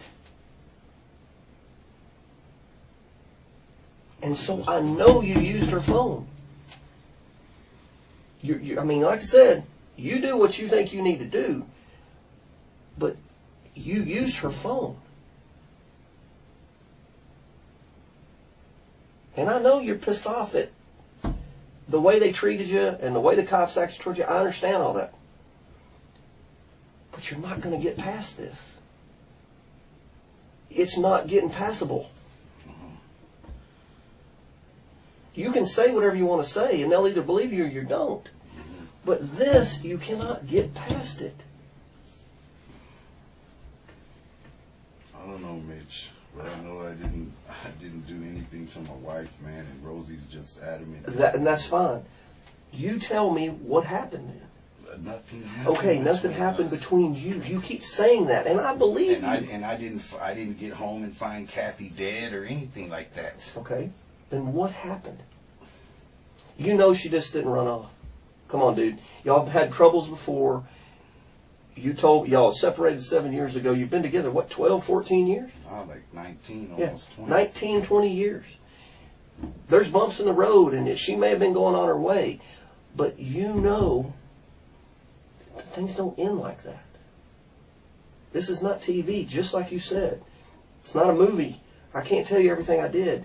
But you know it also don't end like a movie. You got to tell, because you got an idea. You may not have done anything. And again, I'm going to tell you, sit right here and tell you 100% the truth. I don't believe you did anything to her. And I'm looking you man to man, eye to eye. But you better be able to figure out this situation. Because you're not going to get past this. Okay, but with this, what am I supposed to figure out, Mitch? I didn't do nothing to Kat. I don't know where she went. Then why did you have her phone? I didn't have her phone. Spider, man, there's no way. You can't get past this. You had her phone. And it may have been because she left her phone. I don't know. And I don't really care. But you're not going to be able to get past this. Because these text messages from you to him and from her to him are too close. The phones are at the same location when the message was sent. Regardless, Mitch, if I tell you I had her phone or I don't tell you I have her phone. I know, you didn't do anything to her. I got you. But still, that's not what I'm getting at. Rosie's going to put me in jail today regardless. Oh, I don't think so. But I don't know anything about that. But what I'm saying is, you're not going to get past this. And you know I'm going to straight up shoot with you. I mean, that's just all it is. You had her phone. For whatever reason you had her phone, I don't know. And nobody will know unless you tell them. They may believe you and they may not. But at least you're going to tell your side of the story. Because right now, your side of the story ain't getting told. They're only going on what they got and what they believe. And that ain't helping you. And Rosie believes I did something to Kat. Yeah, she does. She does. Now again, I truthfully do not believe you did anything to her.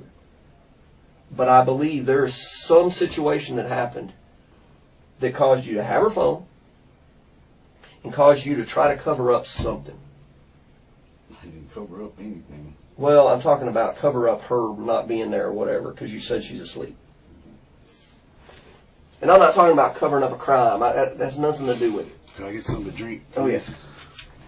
What would you rather? Is it Coke or? Yeah, Coke. It's fine. I'm done. And Christmas cans still. Like I said, dude, I'll get you past a bunch of this, but I can't get you past having her phone unless you tell them why you have her phone and where the hell the phone is. I don't know where the phone's at, Mitch. Okay, where was it the last time you saw it? When she had it on the 11th. Dude, this text message is on the 13th. Okay, and I mean I'm all with you, except you're not going to get past this. I'm sorry. It just is what it is. That's what we do. They don't do so much of that. I do this all the time. These phones. I do it every single day. And I'm telling you, you're not getting past these right here are from your phone and her phone. They're close in proximity, and based on the GPS coordinates, they're at the same place. I can't get you past it. So you better come up with a reasonable explanation of why that happens.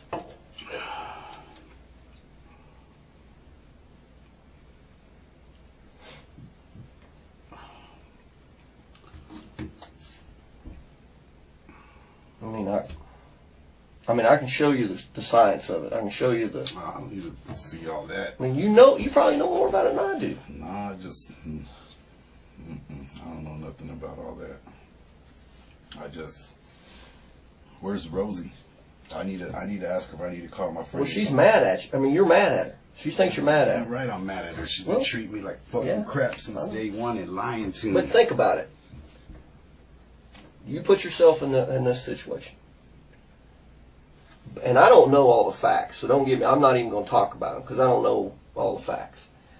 But whatever the facts they got, they believe something happened. And they believe you had something to do with it. So if you were over here and you believe something happened, what would you be doing? I'd be trying to the get someone same to tell me the thing. truth. Yeah. Same thing. So, but you can't take it personal, and I realize that's not possible. I got you. It's not possible. I realize.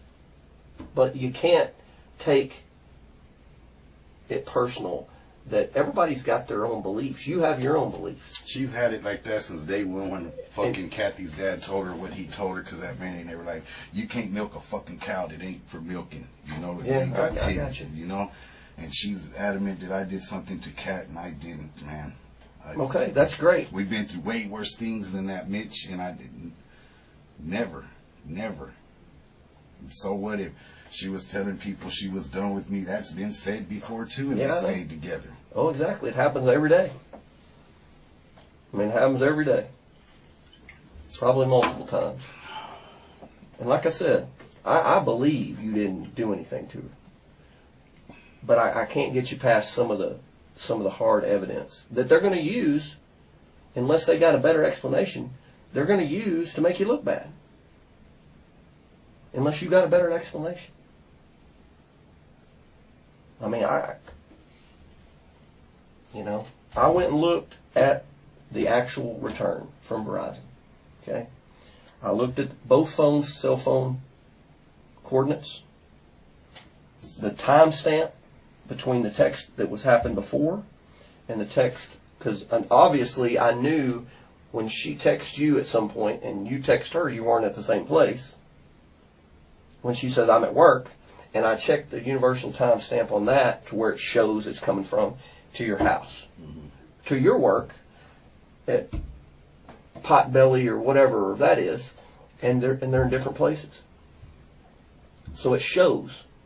So when these two are this close together, but both phones are in the same place, and that's bought and paid for. I can't fix it, and I can't change it. That is what it is. So, you know, all I can tell you is this is going to look real bad unless you have an explanation of why it happened. A reasonable explanation of why it happened. And I can tell you, and you know it as well as I do, for whatever reason, she may have been gone, but you're texting on her phone. And I don't blame you. I'd have been trying to find out what was going on too. Look, Mitch, I'm going to tell you this, but I know it's just going to lead to something else. So, okay, you know, she's going to be, and I know they're listening. Whoever, oh yeah, you know that. It's going to lead to, okay, well, if you're lying about this, then what else are you fucking lying about? That's right. It will, hang on, it will. Except at least you will have a voice in this. Because right now, you do not have a voice in this. Okay, look, the day she gave me the phone, okay, I took off with it. All right. Stop. Listen to what just happened. 1 hour of, I never had her phone. 1 hour of, all this technology is lying. And 1 sentence from Mitch about having a voice in his own story, and he folds. Not because he panicked, because Mitch gave him a way to make it sound human. He took the phone because he was angry, because she showed him those messages. That's something people understand. That's something a jury might understand. And that's exactly what the detectives needed. The first crack. Because the first crack is never the last one. And pick up the boys. I left with the phone and wouldn't give it back to her, and left the house. Okay. So when we got back and she was gone, I figured either she went to her dad's or Carmel picked her up. So you're saying that she had her phone. When she showed you the text messages, you took it. Yeah, I took the phone and left. I would have too. So you left, but once you come back, she's gone. Yeah. Okay, where's the phone? I had it. No, but where is it at now? It's probably in the house somewhere. Lee's been playing with it because it has games on it. Okay. You need to get that and let them have it. Because then you can at least, they can look at it and see that there's not a bunch of other bad shit going on it. And you have your voice in it. Okay? So, like I said, and you know as well as I do, yeah, it'll come up. Well, if you lied about that, what else you lied about? I'm going to tell you, I don't believe you did anything. But just like I told you, you're going to have to man up at some point. If there is something, I'm not talking about you doing anything criminal,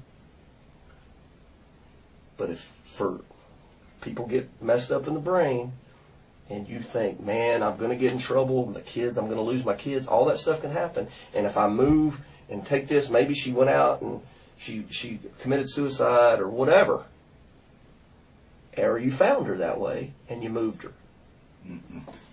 Now, I'm not talking smack about my wife. That's a big girl, Mitch. I got a bad back. I can't pick up a lot of stuff.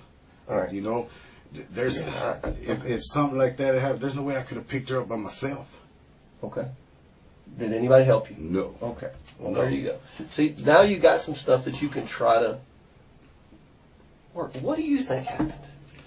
Honestly, it's like I told Rosie yesterday when I was letting her see my phone about the suicide stuff. Here lately, Kat, she's gone through a lot of changes, Mitch. She won't talk to me. She'll tell her friends all kinds of stuff like this shit. If something happens to me, it wasn't an accident. It was Juan. I don't believe that for 1 minute. I don't know that anybody said that. You know, I mean, obviously, I don't have any personal knowledge. You know, and I'm not saying Rosie's lying, but I know how this. She already lied to me several times in the past week and a half. What else would she fucking lie about just to try to get?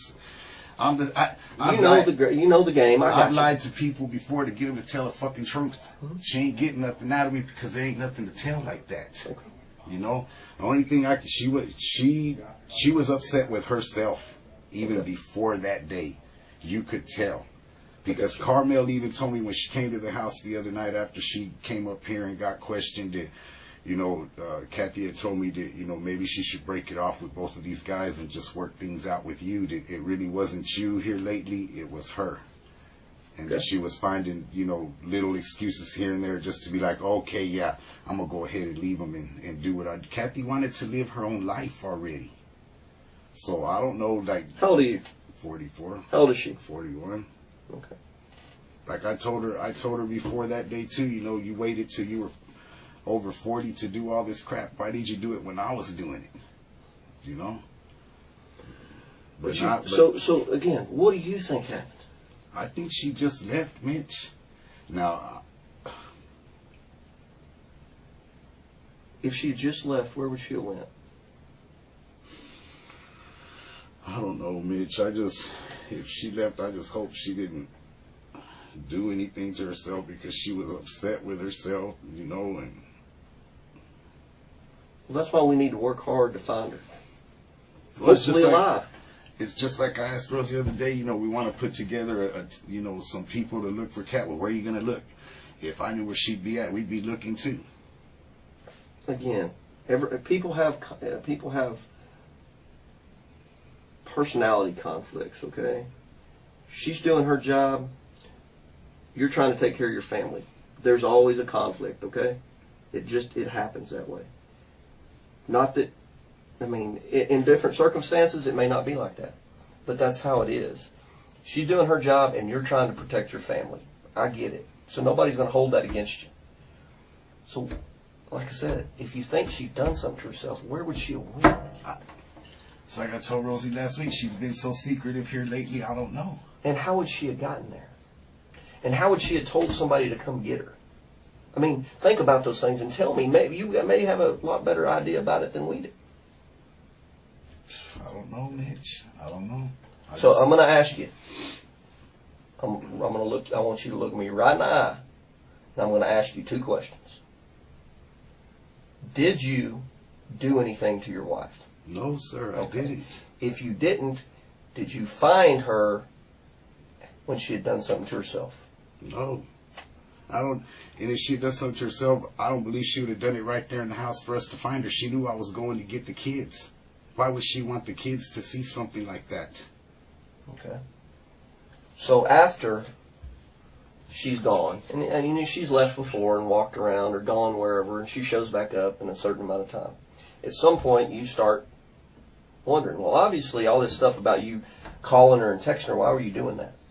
Because I wanted to see where she was at. The problem is you had her phone. I know. But I was texting these people because I wanted it to be like, okay, well, Kat, you're here with us. Who's got your phone? Okay. So you were texting people acting like you were her to try to get people to say, who the hell is this? Okay. To see if you could figure out where she was at.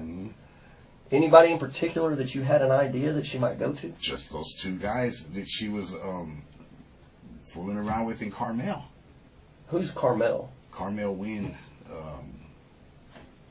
Her sister's, or I guess it's her sister, yeah. Crystal's married to Dimitri, a police officer, black guy. Yeah. Here. Anyway, it's her best friend. It's supposed to be her best friend. Okay. So you thought, but you've talked to her since. So obviously she doesn't know where she's at, or you don't believe she knows where she's at.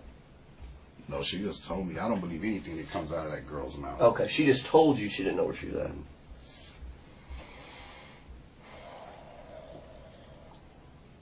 Let me ask you this. If you had to make an assumption, what would you think, where would she go? Dallas. She's got a lot of family in Dallas. How would she got there? Do you have any idea? I don't know, Mitch. She don't have any money, right? She had money on her when she left that she had gotten from her father. How much? I know it was at least $500. Okay. That's why she left me the bank cards. Okay, so she had some cash. So maybe she went to Dallas. Okay. Now they asked you a couple of deals about blood in a car. You don't have any idea. I don't know nothing about that. I know this, that we had a bunch of prepaid phones that, remember Steve? He had given me back when we were doing that DEA work, the prepaid phones. I know a couple of those phones are missing from the drawer that they were in. Maybe Do they still work? All you got to do is activate them. Activate them. You know, and she knew those phones were there when I took her phone from her. Okay. You know, but So you really think that she may have ran off somewhere? I think she left Mitch. Mitch, my son, my 13-year-old, y'all can bring him and talk to him and ask him however you need to. He has been upset here lately because Kat won't spend time with him anymore. When she's off of work, she makes sure Lee goes to daycare. Lord forbid if Nate says, like today, he stayed home because his teeth are hurting from, you know, his braces being removed.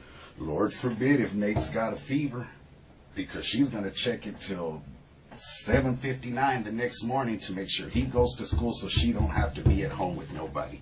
And that's just recent, right? Yeah, the past 3 months since, you know, It didn't happen that way before that. Nathan will tell you, man, Dad, when Mom's home, how come she don't want to do nothing with us? She don't cook Is for us. that, are they both her children? Yeah. With you? No, Nate, I've been raising him since he But was he's 2 months. her with somebody else. Leon Lujan, you might have known. Okay, him. but the other one is mine and hers. Okay. Yeah. You know, and don't want to do nothing with the shit. When she's here, all she wants to do is be in the room playing the Kindle, Dad, you know, and watching People's Court, you know, and Nathan's been real upset about that. And all I tell Nate, hey, Nate, Mom's going, you know, because he's old enough to understand. He heard me and Mom talking one day. He says, Dad, Mom's cheating on you.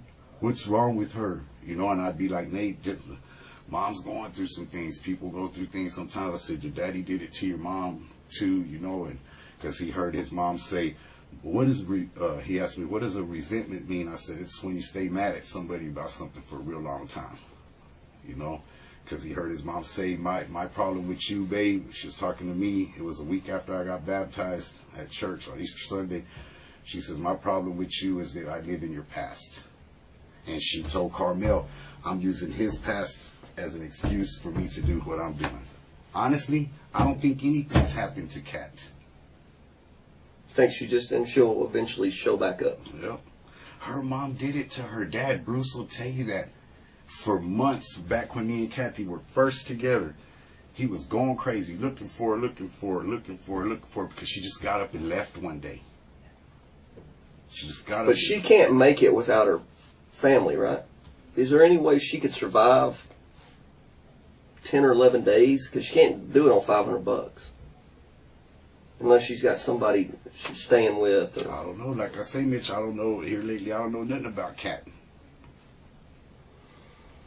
Juan just spent over an hour in that room. He held his ground. He got angry. He shut down. And the moment Rosie walks out, he thinks he won something. But watch what happens next. Mitch doesn't come in loud, doesn't come in with evidence. He comes in with something far more dangerous. I've known you a long time. I don't think you did this. In an interrogation room, trust is the most effective weapon there is. And Juan is about to walk straight into it.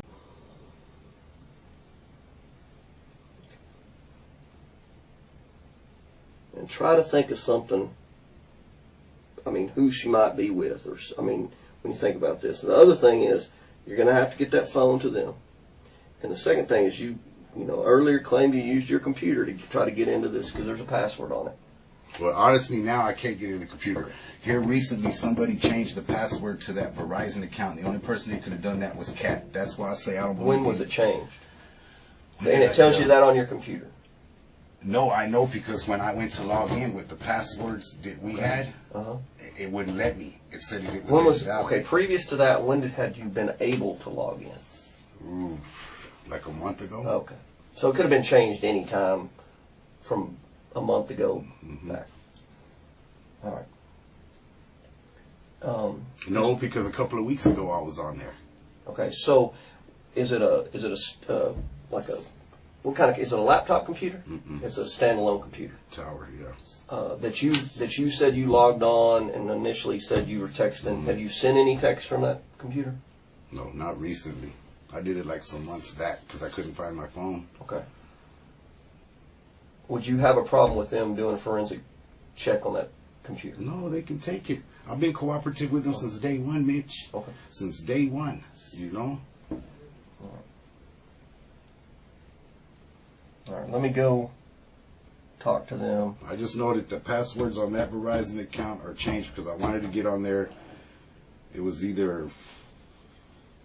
sometime this past week. I got on there to see how much our bill was, you know, to see what I could do about paying it, because I haven't been working since this has been going on, and the username and password that I put in, it said it was invalid. And the only person that would have or could have changed that is Kat. Now, when she did it, I don't know. Okay. Now, here's the deal. Rosie may come in here and talk to you again. I don't want to talk to that lady no more. Okay, well, that's fine. Then you don't have to. But here's the deal. They're going to, I don't know who's going to, because I guess they picked you up, right? So they're going to send, I assume, you need to go get them the phone, and you need to get them that computer. And then you need to think and figure out how to help find out where the hell she's at. I know, but maybe you're not might be able I'm not trying to get out of it. I know, and I've been trying. I've been going to my friend Rhonda's trying to figure. Who's Rhonda? Oh, she used to be my manager in the music. Here, I'll show her to you real quick. Where she live? She lives way out in the, you know where the Walmart is right here on the west side? Mm-hmm. If you know where High Sky Ranch is at? Oh, yeah. She lives out there, past High Sky Ranch, where the new rigs are at. We've been going out there because she's always been a real good friend of the family. She's even told me, man, Juan, I've been around you for years when I managed you in the music. She says, I don't believe you did anything to Kat. Her brother told me that. Is somebody helping you with the kids? She'll help me. Like I told her yesterday, I said, when I had to come up here, if I need you to keep the kids, because I don't want the family the family won't even talk to me, just Paul. So I don't trust them with my boys, for them to take them and not let me have them back, you know? Okay. And so she's there for us right now. Okay. Like the past couple of nights, we've gone over there and she's cooked dinner for the boys, you know, done stuff. So when you get them out of school, whatever. Okay. Like the past couple of nights, we've gone over there and she's cooked dinner for the boys, you know, done stuff. So when you get them out of school, whatever, you have them the whole time, right? You're with them all the time. Kat's always at work. No, I'm not talking. I'm talking about since. Yeah. Since. So if you go somewhere, they're with you. Yeah. Okay. So you go to eat or you go wherever, they're going with you. Mm-hmm. Okay. I mean, I'll leave them at the house. Was today Tuesday? I'll leave them at the house like Sunday when I ran up the street to HEB. I just recently got banned from both HEBs that day. So let me see if I can.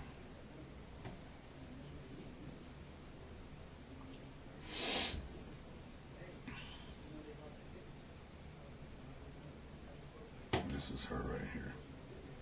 She used to be your band manager or something? Yeah, my hip-hop manager, that lady right there. On the left? Yeah. That's her right there. Okay. Yeah. She married or? Yeah, she's married to John. I can't even say So you go up with them and eat dinner with their family? Yeah, the past couple of days. When she found out what was going on the news, she called me like that, was like, Juan, what the fuck's going on, you know? And okay. All right. Well, let me go check on this, and I'll get another detective. Somebody, I don't know who brought you up here. So Melendez or Mendez, something like that. All right. Well, hang on just one second. You need another drink, or you good? Yeah, I'll take another one.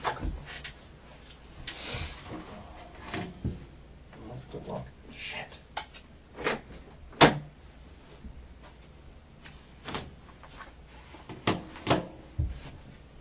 See, that's her calling me right now. Who? Rhonda. You can talk to her. Hello? So she said that What's up? the reason she shot me. Oh, I'm up here at the detective station. Been up here since like 9:45. Oh, they're drilling me. Yeah.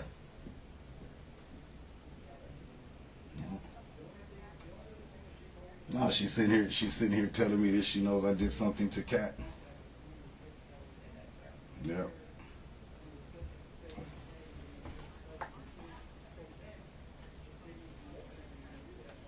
Yeah. And then she said Kat, the day that Kat left the house on Wednesday, that Kat was leaving work, and that she told somebody, if something happens to me, it wasn't an accident, Juan did it. That's what I fucking want to know. Like just all of a sudden, and they're sitting here listening to me through the glass, and the 48-hour ass having motherfuckers sitting here yeah, I said, you're adamant. You want me to tell you that I did? So she says, I'm adamant because I know you did something.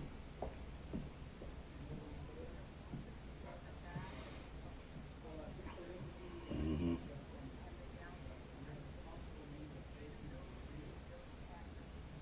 Yeah, but all of a sudden, one day she decides to tell somebody that if something happens to her, I did it.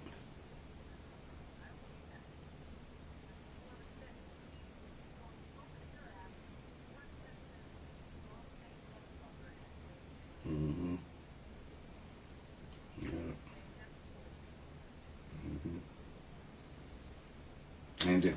And things that I told her don't add up, and that I lied about this and that, and like just about what I did that day when Kat supposedly left the house, you know. So then she says, look, one of a couple of things or a few things, however what she said it happened, you either killed Kat, she says, or it was an accident because you were defending yourself because Kat, you know, tried to do something to you, or she committed suicide in the house and you moved the body. Yeah. Mm-hmm.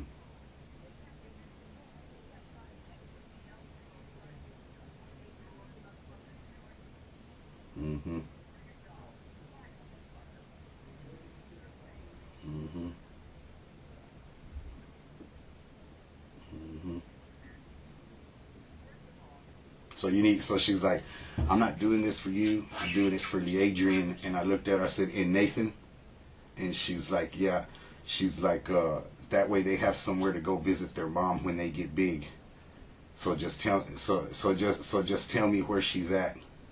And I'm like, you want me to tell you something I don't know nothing about, dude?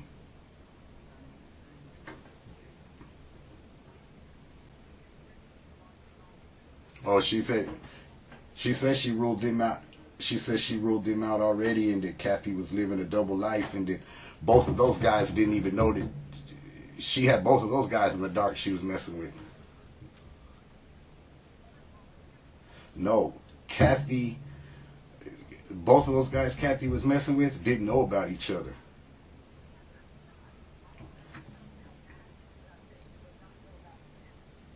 Yeah, they knew about me.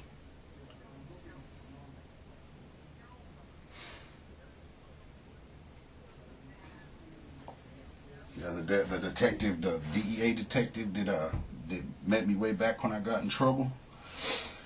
He's been in here, and he tells me straight up, look, looking at you and listening to you, I ain't said a word. He says, I know you didn't do nothing to Kat. He says, but you know, I don't even know whether to believe him or not. I don't know how these people work. Like me and you were talking the other day. People tell people lies just to get the truth. You know? Yeah. Mm-hmm.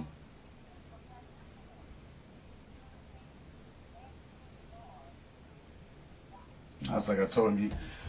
It's like I told him, you can't milk a cow that ain't got titties for milking. You know.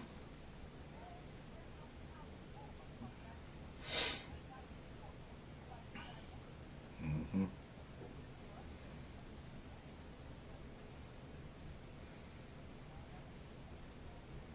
So then he's like, I don't believe you did anything, and I don't remember how he said, but I believe you know something happened and you had to cover something up so the kids, or if I do know that something happened and try to cover it up for the kids' sake, I need to let them know. And I'm like, see, there you go. I didn't do anything.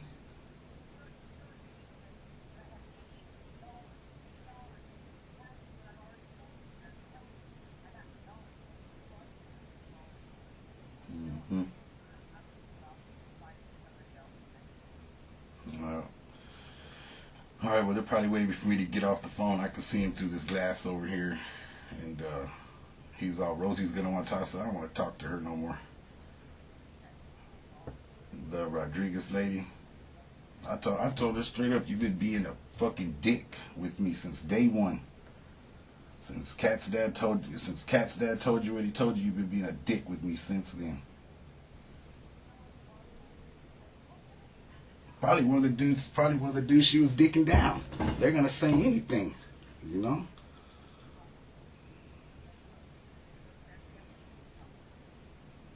Like, I swear, I swear to God, if Kathy is alive somewhere and she's like the shit that I'm going through right now, she better not ever talk to me again.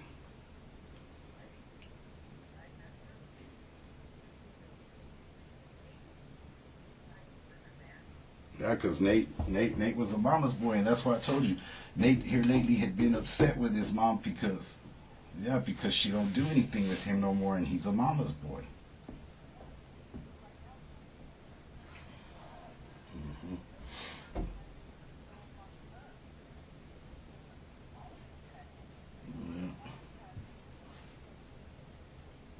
Yeah. I already knew it was coming. I already knew since the get-go, the way she's been treating me, that she was going to come at me like this sooner or later.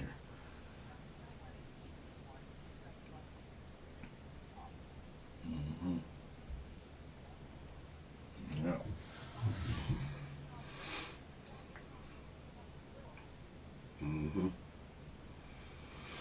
All right, well, let me let you go because they're probably going to... Okay, all right, bye-bye.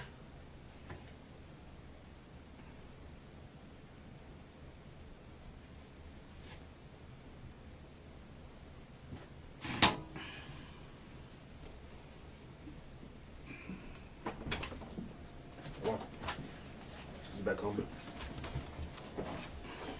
Is there somewhere I can use the bathroom first? Yeah. You said we can get that laptop? No, it's not a laptop. Computer? Look at him walking into that room. 3 weeks ago, he sat in that same chair and stonewalled Rosie for over an hour. Walked out thinking he'd gotten away with it. But he didn't walk out this time. He's been sitting in a jail cell since then, arrested for using Kathy's father's credit card without permission. A charge that carries maybe a few months. Detectives knew that. They didn't care about the credit card. They needed him off the street. They needed him scared.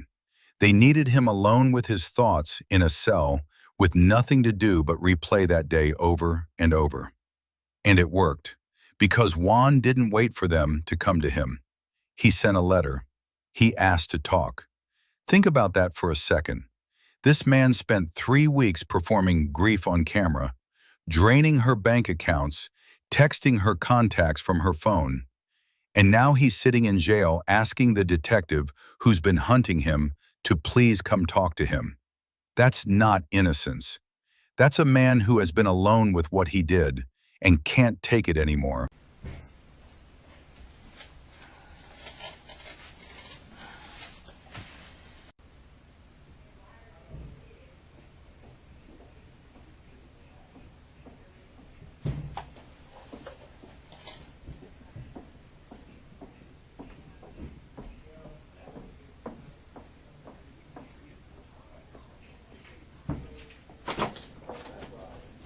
Hey, Juan.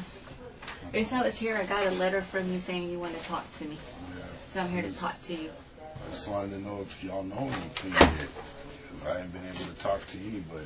Okay. Well, before we get started to talk, because you're not free to go or anything, you are in custody. I have to advise you of your rights, okay? You have the right to remain silent and not make any statement at all. Any statement you make may be used against you at your trial. Do you understand? Yes or no? Yes, ma'am. Any statement you make may be used as evidence against you in court. Do you understand? Yes, ma'am. You have the right to have a lawyer present to advise you prior to and during any questioning. Do you understand? Yes, ma'am. And if you're unable to employ a lawyer, you have the right to have a lawyer appointed to advise you prior to and during any questioning. Do you understand? Yes, ma'am. And you have the right to stop or terminate the interview at any time. Do you understand? Yes, ma'am. Okay, are you willing to talk to me about Kathy?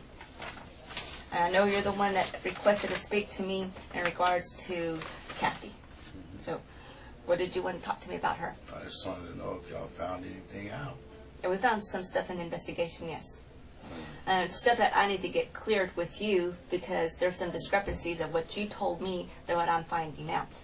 Are you willing to talk to me and try to get that discrepancies cleared up? Yeah. Okay.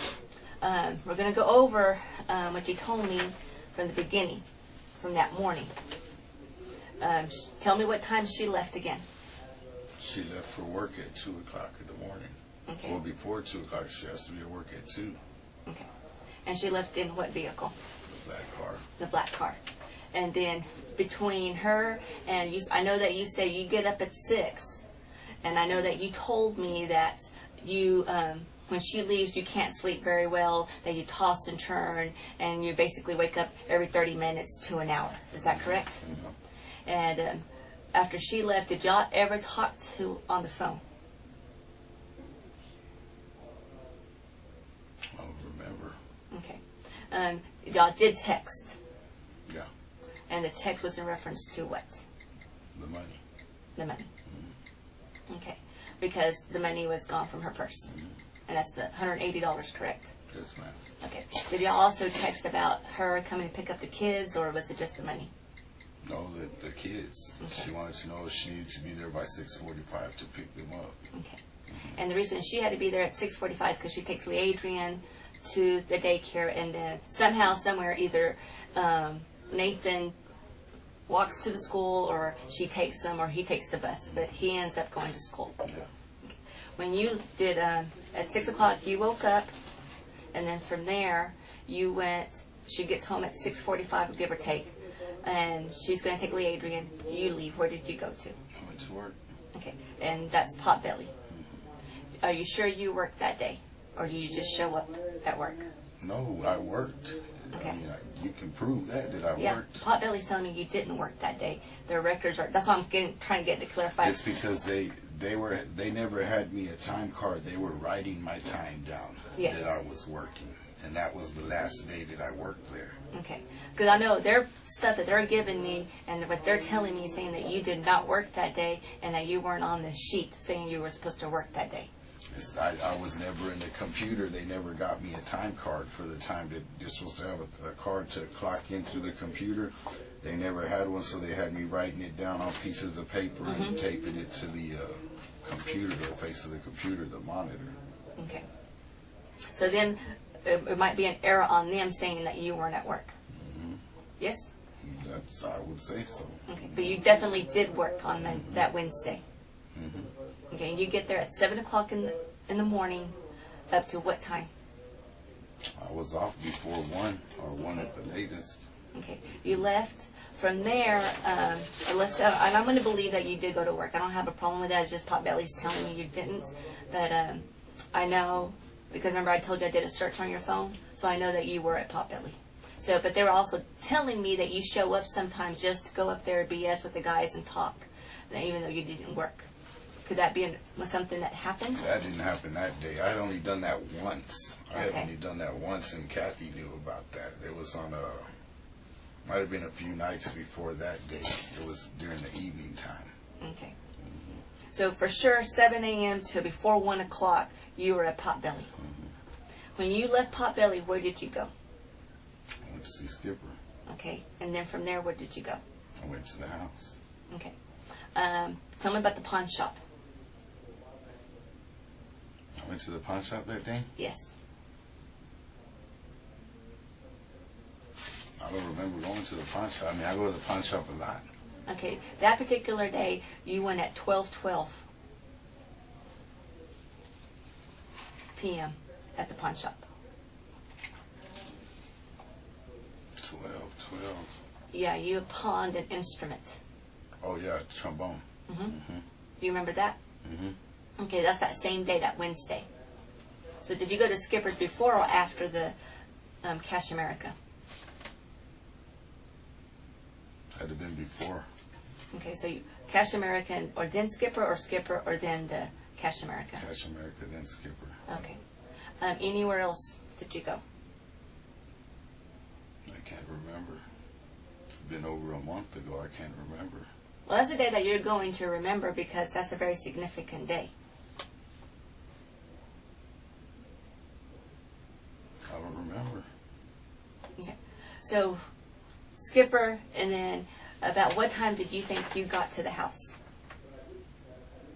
I know it was after 1. Okay. And then what happened there at the house? What I told you, me and Kat had our talk, and then I left to get Lee Adrian. And Kathy was still there. Mm-hmm. And you left at 3:30, let's say, because you had to pick up Lee Adrian at the daycare. Well, I was thinking about the other day. I know that me and Lee Adrian went to Church's Chicken that day too. So if you pinged my cell phone, it would show me at Church's Chicken after I picked up Adrian that day. Okay. And later on, we went and picked up Nate. Okay. And then from there, went home. And when you got home, you saw Kathy's car outside, and you saw Kathy not being there. Well, no, I went to the bank too that day, but I was in the car. When did you go to the bank?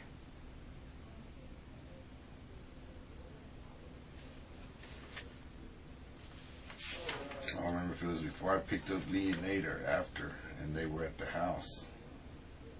I don't remember. Okay. Which bank did you go to? Somewhere in between there, you saw Brian. Okay, so you went to the house, had your conversation with Kathy. You say you left about 3:40 or 3:30, I'm sorry, to go see and pick up Lee Adrian. But I know for a fact that you went around 2 o'clock before you picked up Lee Adrian. And then you went to Tobacco Alley. And you paid Brian.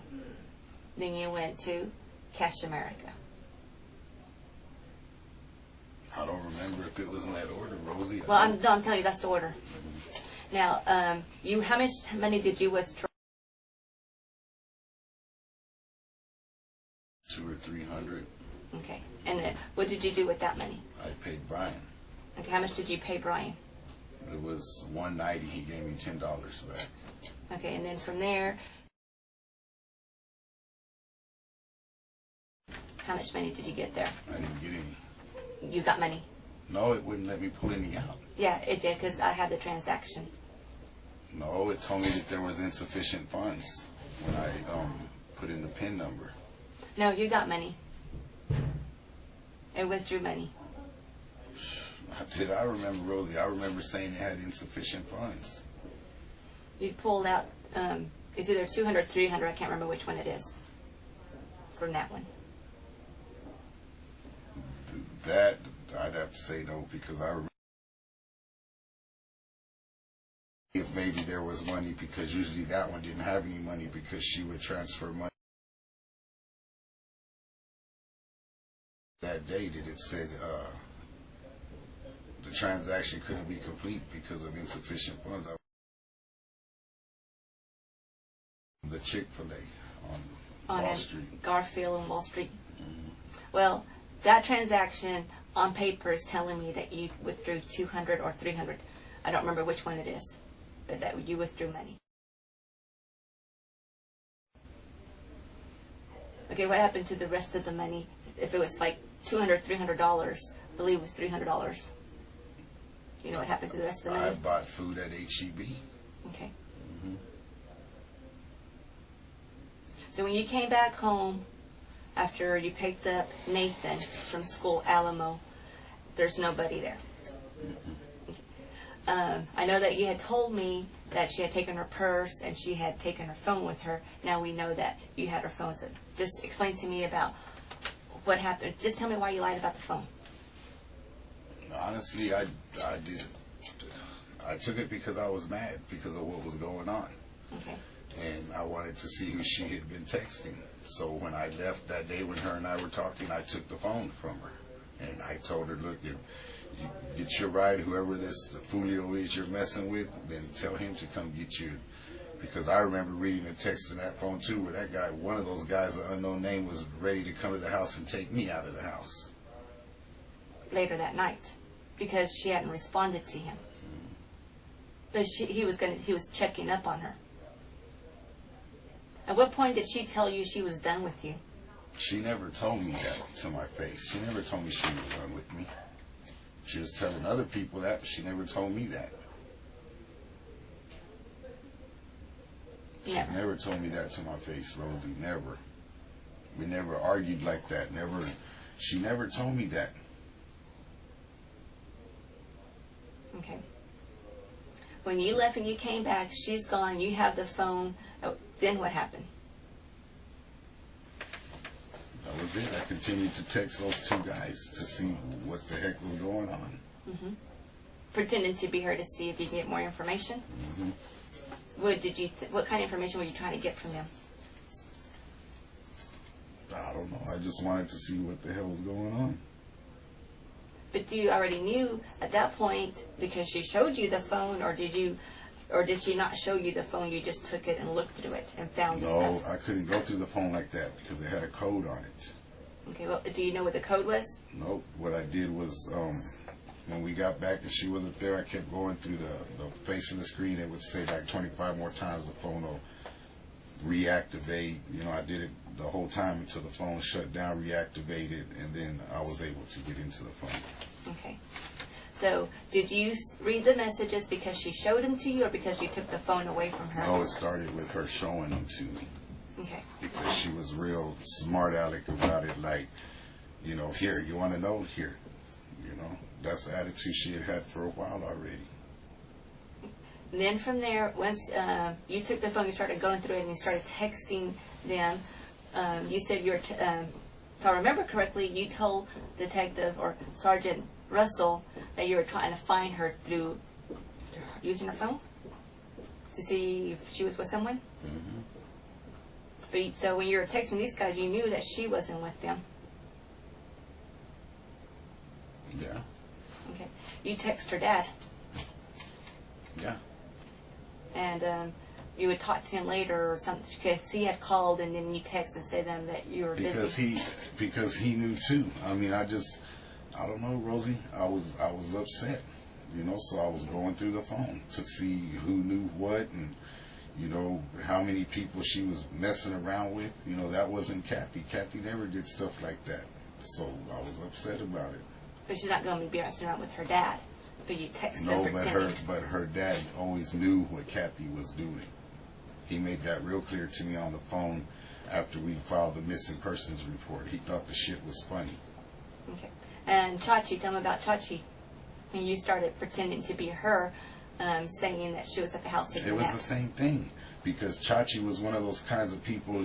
If I was to drop off the face of the earth today, he'd be over there trying to screw with Kat. That's the type of person Chachi is. But that's not what Chachi was doing. I know. I just wanted to see what he would text back. And all he wanted was to get a job for his nephew.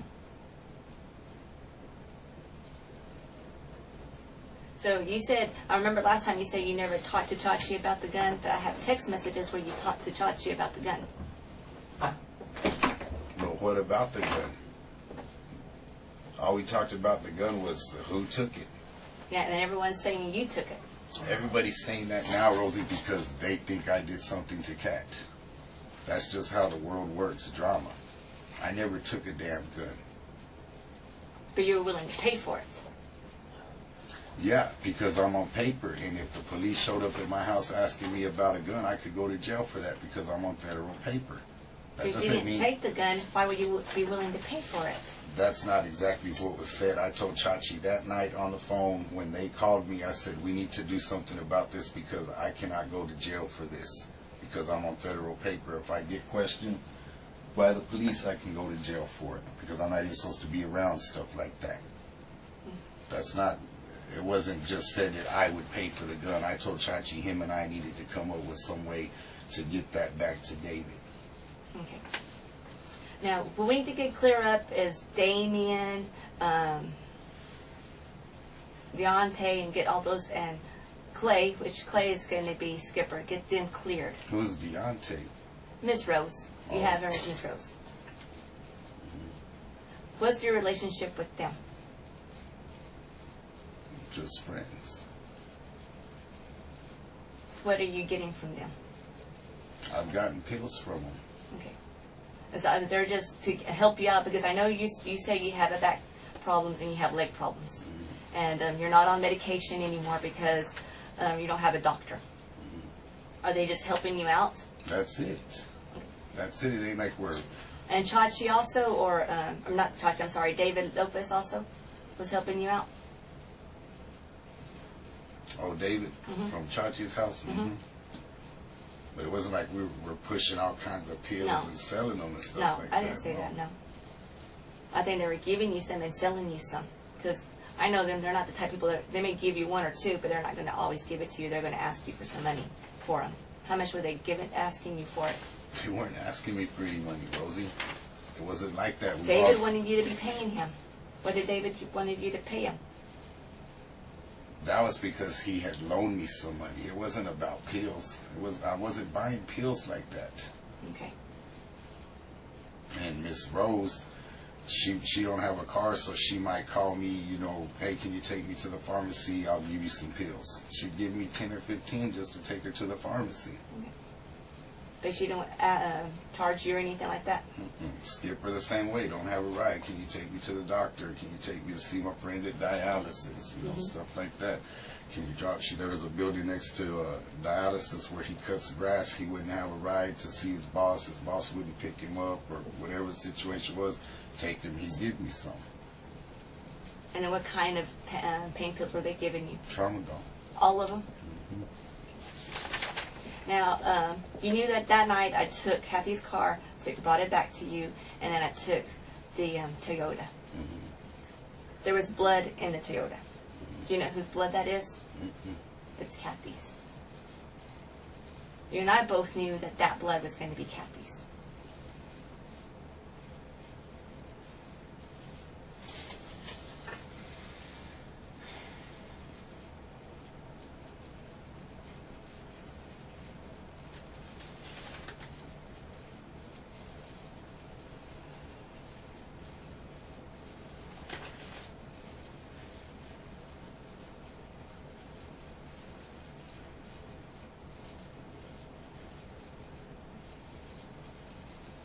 So what did I do with Kat then, if I know that was her blood?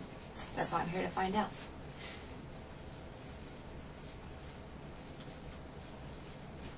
Kathy was using you, I'll tell you that. She didn't want you. All she cared about was going to work, and all she cared about is that you stay at the house and take care of the kids. And she wanted separate lives. Well, we She know was that always now. mad at you for anything. She would get mad at you, the checks. Even if you saw it as brought in a check, she saw it as a forgery. She saw it as filing charges against you, and she told you that.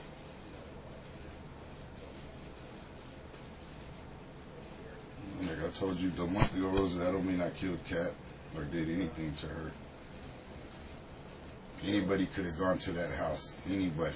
And how her blood got in that truck, I don't know. But not anybody went to the house.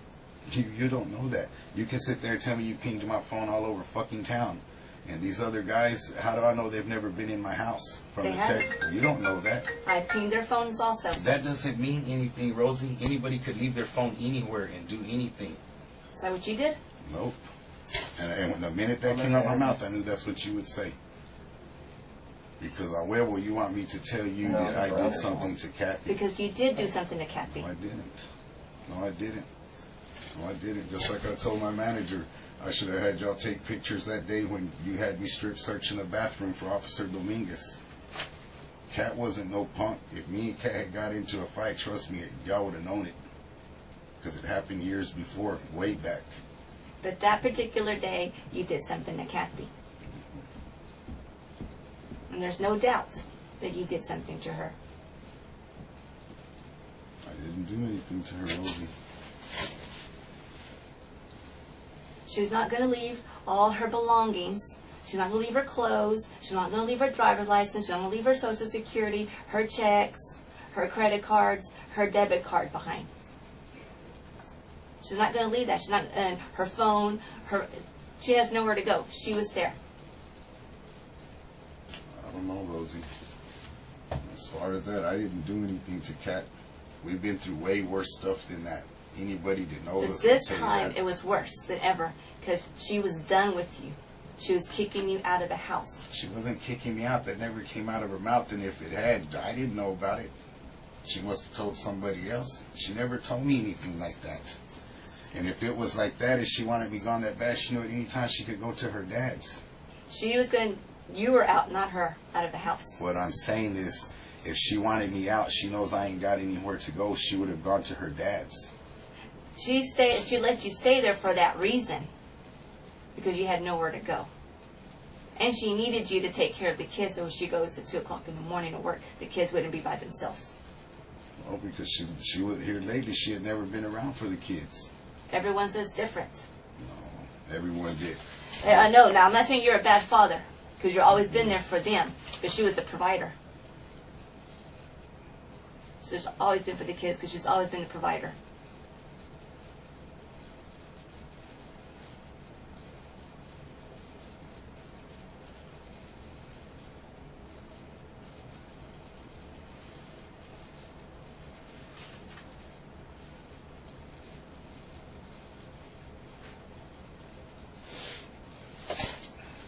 Then do you have an explanation of why her blood is in the vehicle?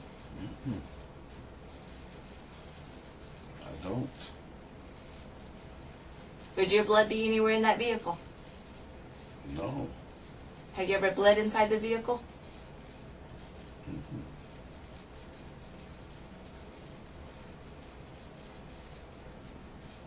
Because I'm going to find out if some of that blood is yours. Find out. I've never bled in that vehicle. Never bled ever.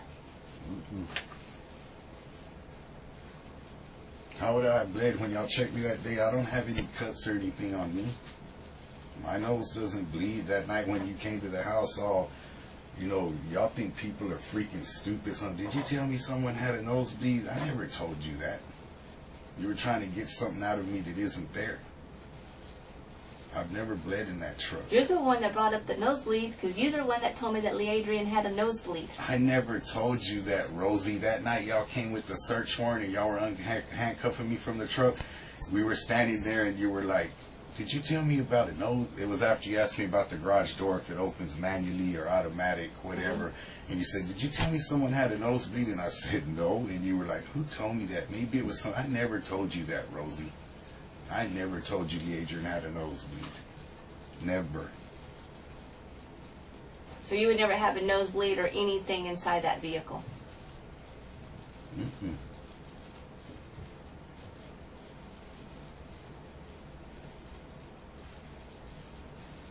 Nathan's had a nosebleed, but not in that truck, in the house, and here recently. And he'll tell you that. Y'all talk to Nathan, Nathan tell you he gets them pretty frequent this time of the year. But from what I remember, he's never had one in the truck. Well, I mean, I know you did something to Kathy, and what we're trying to do is get some closure and get her back home.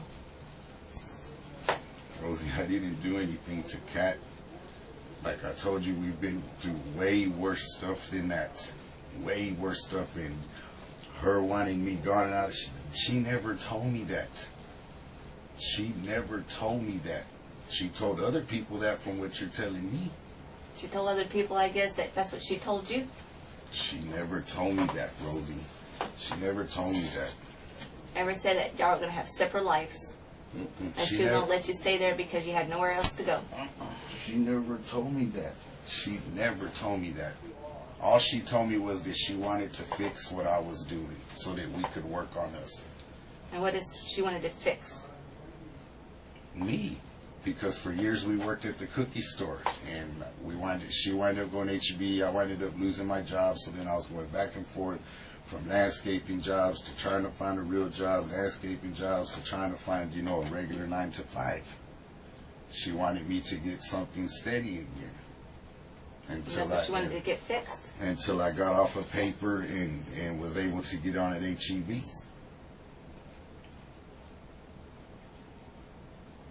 Just like Carmel told me, that the night y'all talked to her, she came to the house and said, yeah, I knew that Kat was cheating, you know, but she was upset with herself about it. She said that, you know, should she keep doing what she's doing? She was liking it though, but should she work on y'all, you know, and stay with the person she's been with all her life? Carmel told me that. She told me a bunch of stuff that Kat had told her, but Kat never told me. And Carmel never told me that Kat ever said that she was done with me. Well, because it's common knowledge from everyone but for you. Yeah, probably everybody from HE And other people.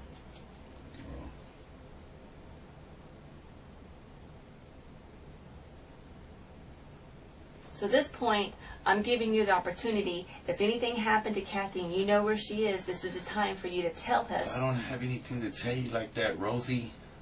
I don't. I don't. Why do you think I've been putting in all the requests to talk to you? I only got one, so. Well, there's a bunch of them. I even put one in yesterday to talk to Mitch. You know?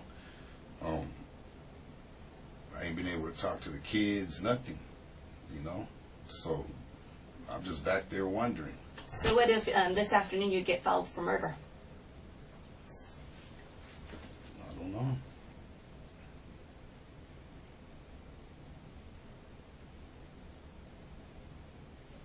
I don't know what to say on that.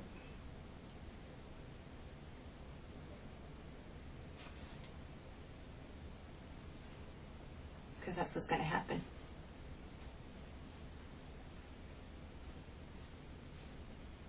I don't understand how you can charge me with something I didn't even do.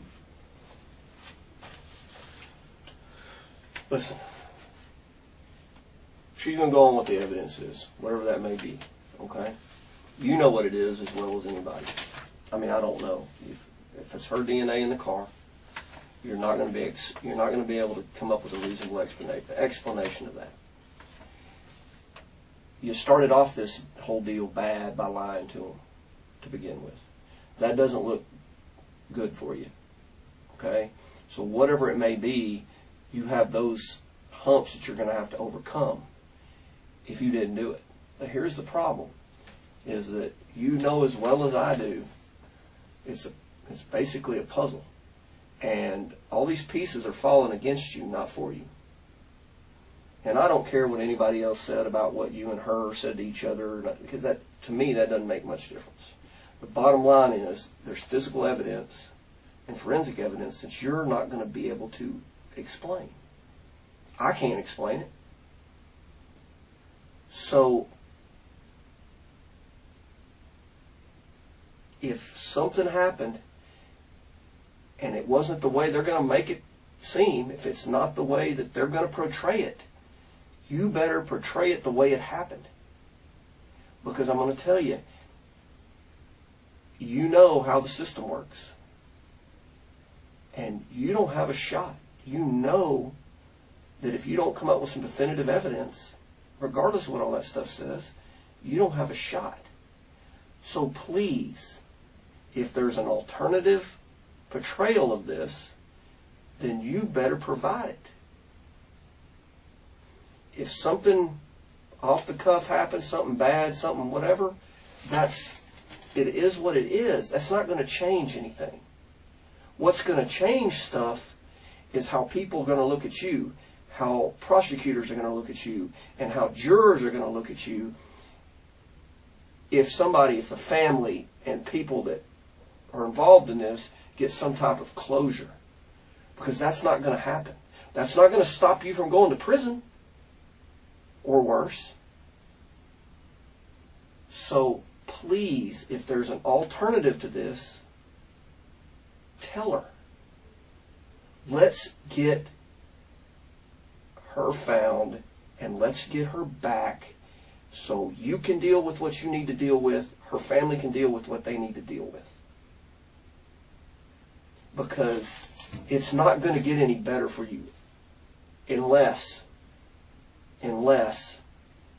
you make those steps to mitigate have some remorse if something happens. Have some feelings if something happens. There's a lot of things that play into that. But you're not going to get any benefit of that unless you step forward and help her find and tell us where she's at. Then you can start healing yourself. Because it's not going to happen. And it's not going to change the outcome. It'll better the outcome if you step up and do the right thing. But it's not going to change the outcome if you don't. So please, do the right thing. And it is what it is. We're to the end of this. You're fixing to either fall off the mountain or start working your way back up.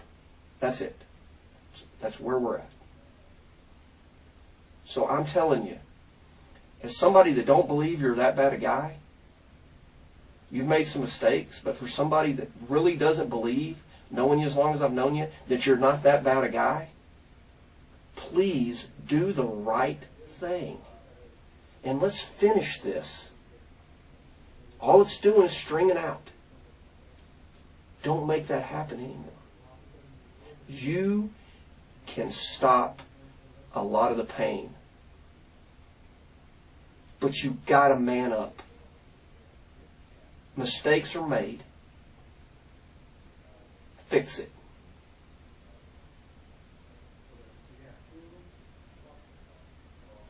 Just tell us where she's at. I don't know where she's at, Mitch. I don't know where she's at. I don't know where she's Then at. who does? I don't know, Mitch. Look at what you're looking at. Look at the evidence. Just look at the evidence. I don't know what the evidence I'm is. telling you. There's her blood in the car. Your initial lies. And she hasn't turned up.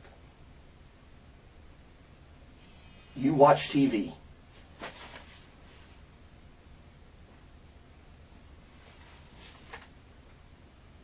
So it's not getting any better for you until we can locate and bring her home.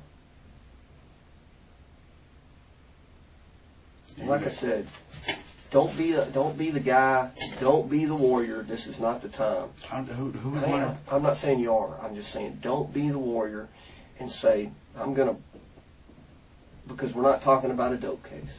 We're not talking about anything like that. People step up, stand up for their beliefs.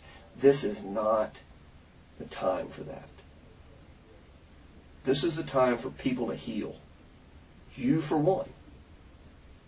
And we better get to it, because it's not going to get any better the longer it goes. It will get better if we can finish this. But like I said, I've known you for a good while. And I know when you're telling the truth and when you're not. And I know it's tough, but you're not telling me the truth. I can see it in your demeanor. I can see it in your eyes. I've talked to you a bunch of times. I talked to you when you told me what was going on and all that stuff, and we helped you out. I looked at you in the eye, and I can tell when you're telling the truth and when you're being deceptive. I understand. It's tough. I got it. But it's going to get tougher if we don't finish this. So just finish this. Like I said, I can tell you're spinning. I can see it. The only thing I'm spinning about, Mitch, is that I've been back there hurting too. I know you have. You know, I can't talk to my kids. I get put in jail on some fucking credit card abuse that this motherfucker knows I paid him. I can prove that by him going to the cookie store and picking up my paychecks. Y'all did this just to keep me where you wanted me when I was never running to begin with. And that may be true. Okay? It is what it is. True. I'm not discounting what you're saying. Very well may be the truth. But it is what it is. You're where you're at. It's not going to get any better until we fix this. And I know you're hurting. I know what kind of guy you are. Okay? I know you're hurting. But there's other people hurting too. And so, be the better man. Be the better person. And fix this. I'm not going to tell you it's going to be easy, because it's not. But it's sure not going to be easier the other way. It's going to be harder. It's going to be harder on you. It's going to be harder on everybody else. So, and you know, I ain't going to BS you. I'm going to tell you straight up the way it is. And that is the way it is. They are going to do it one way or the other. So be on top of it and get in front of it and help yourself. But help, more importantly, help your kids. I can't even see my kids I- or talk to them. I know you can't. I know you can't. And I can't even, I won't even belittle you by saying I know how you feel, because I don't. But there's one thing for certain that I can tell you, and you ought to know. I am not going to blow smoke at you. So, you need, like I said, be the better person. And please, let's get on with this so that you can see your kids at some point and they can start healing along with you. I don't understand how y'all can charge me with murder when y'all haven't even found Kathy. How can y'all even prove that she's dead? Because they have her blood. And it's just one of the laws that That doesn't mean that she's dead. Just for this reason. Well, then tell us where to find her. I don't know. I don't know where she would be at. I don't understand how there's blood in the truck and y'all can just automatically say she's dead. Who knows if she's... There's a lot of things, other things. Your deceptiveness initially, the phone problem that you had, it's called circumstantial evidence. And it's the same as me watching you do it. Evidence is evidence. And if they can prove the chain of evidence, there's no difference than me watching you do it in a court. Okay? You know that as well as I do. So, but you better have some type, if you did it, you better have some type of remorse. And you better figure out how to fix this. Because like I said, I'm not going to blow at you, but I'm telling you, you know. I can see it. I don't know if anything bad happened to Kat Mitch. All I know is that she was sleeping with those two guys. That's all I know. And that sucks. I don't know what I would do in the same circumstances. But, you know what? We're here with you today.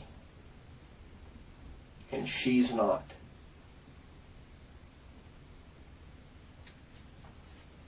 So, man to man, I'm telling you, you better get in front of this.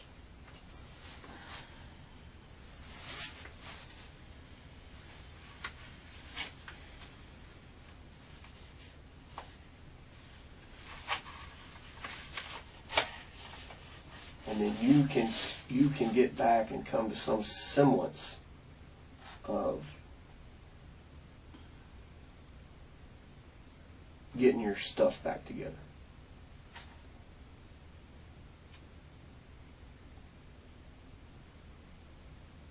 I'll never get my stuff back together behind this. You can sure make a better shot at it. There's nothing you can't come back from.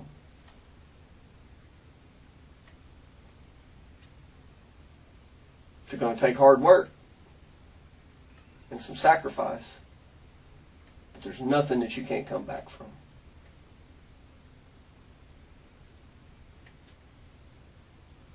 But it really, you won't come back from it unless you be the better person.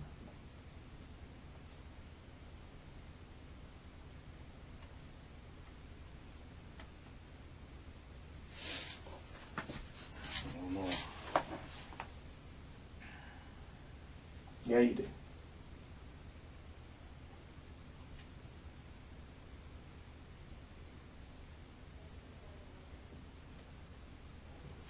I mean, give me a hypothetical. Something. Where did she go? Where would she be? Whether you did something to her or not, where is she? I don't know where she's at, Mitch. I don't. I wish, I mean, I really wish I could believe you. I really do. I don't know. One day you said you believed me. I knew that was I did. a lie. No, it wasn't a lie. It wasn't a lie.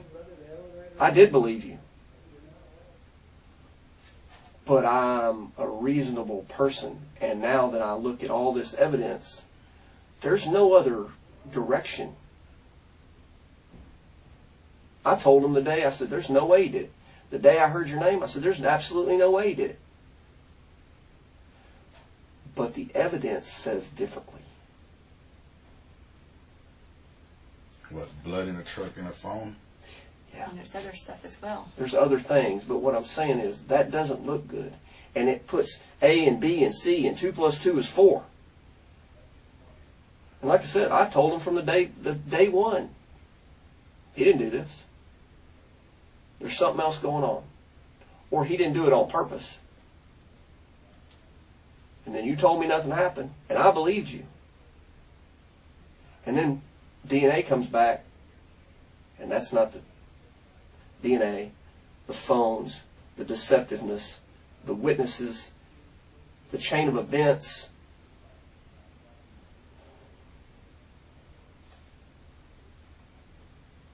I mean, I'm a reasonable guy, but the evidence is overwhelming.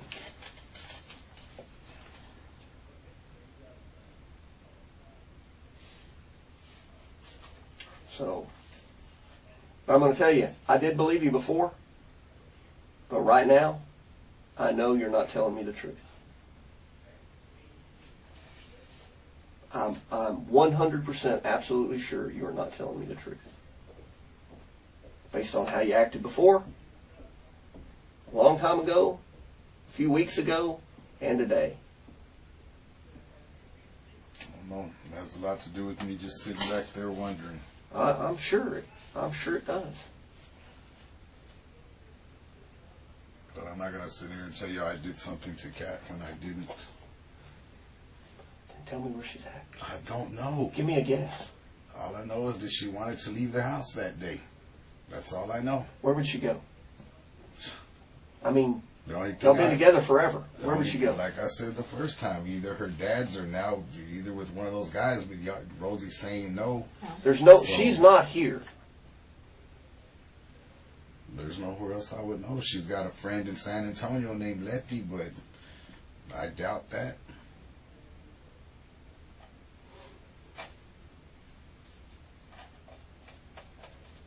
Well, I'm telling you, it's fixing to get real bad. To me, it's already bad.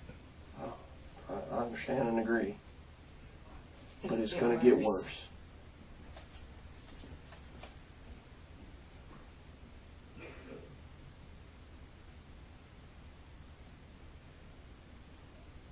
On everything you believe in, you're going to tell me that you do not know where she's at. Yeah, I don't. I don't know. I don't know where she went. I didn't take her anywhere, and I don't know. Okay. I mean, I can't make you tell me something. I can't make you help me, and I can't make you help yourself. But I'm just telling you, it's not looking good. It does not look good. And I have no doubt with what they have shown me that it's a done deal. The only thing you can do is mitigate it.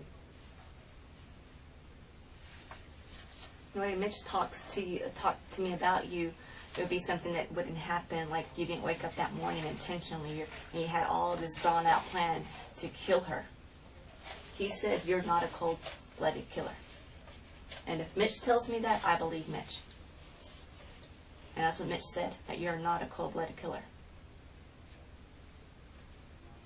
If it was something that happened, like an accident, something else, and this is the time for us to know, because this is the time that's going to help you, and we can start understanding what's going on.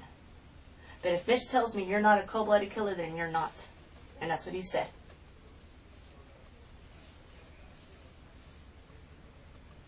I'm not a killer, period. Maybe she did something to herself. And you didn't think anybody would believe you. So you tried to make it like she ran off.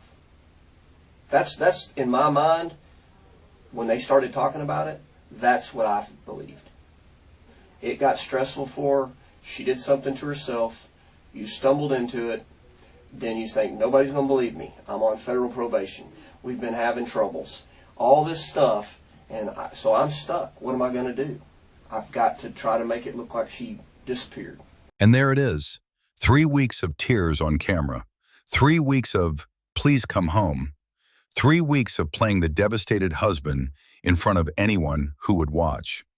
And in one sentence, he explained all of it himself. This wasn't grief. This wasn't panic over losing her. This was calculation. His first thought wasn't about his kids. It wasn't about Kathy. It was, I'm on federal paper and I need a way out.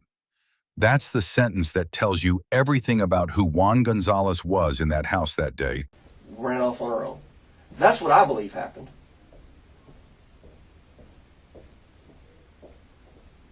You found her. You moved her. That's what I believed since the second day. That's what I believed after I talked to you. But if that's the case, you dang sure better tell it.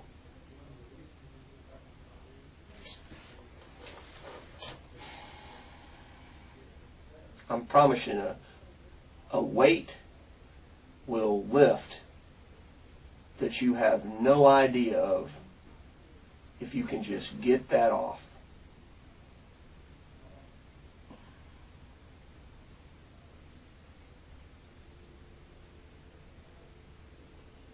Well, and you even showed me on your phone how she searched.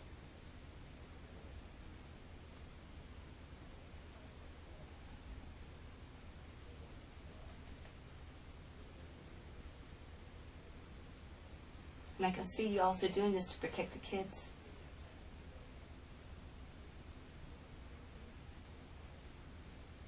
Rather have been you that found her than one of the kids finding her.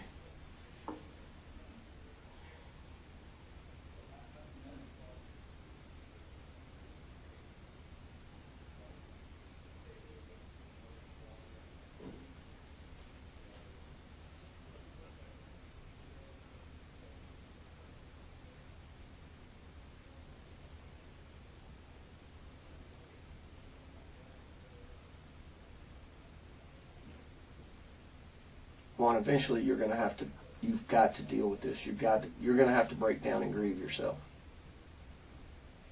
And until you do that, you're not going to be right. You have to grieve this. And you can't grieve while you have that much pain and that much pressure on you.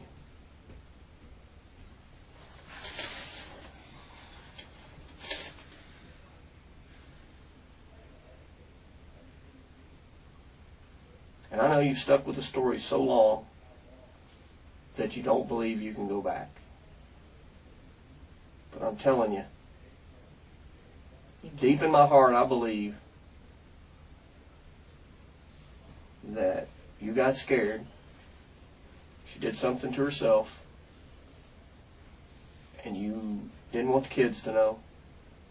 And so you helped her disappear.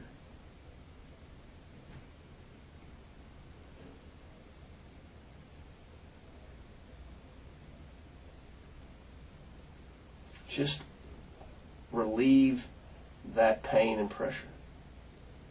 And just tell us where she's at. What's done is done. None of us can go back. But we can go forward. None of us can go back.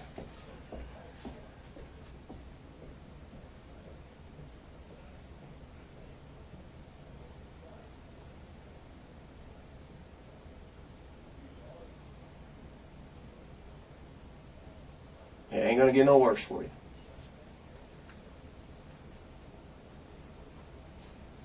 But it'll get a lot better for your family.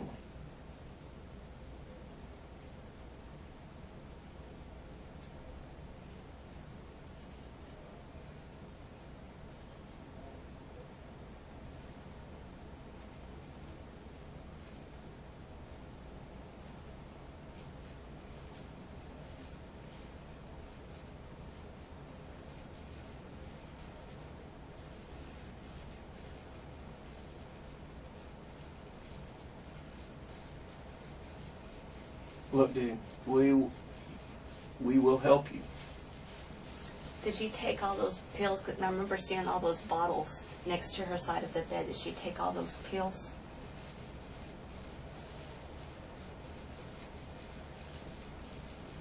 Because those bottles were empty.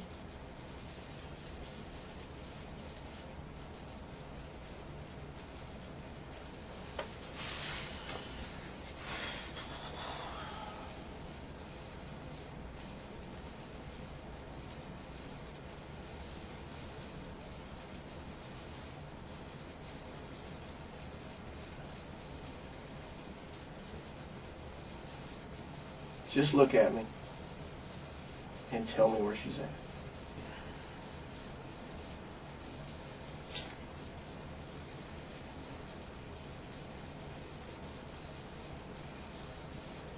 Juan, seriously, just tell us. And we will make some of this pain go away.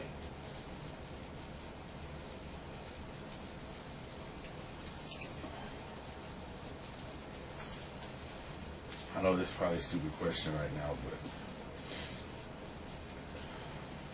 before I say anything, is there any way I can have something to drink and maybe smoke a cigarette? Well, I can get you something to drink.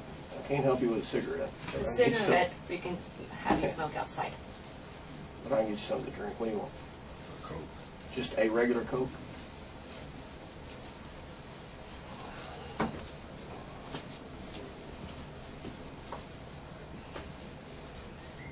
I'm going through my mind, Juan, of everything I saw next to her bed. And what I do remember the most, remember when we opened that, I opened that with all those bottles of pills, todo empty.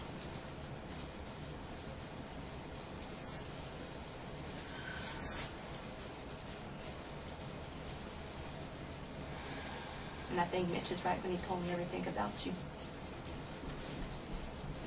And that's one man who I have a lot of respect for.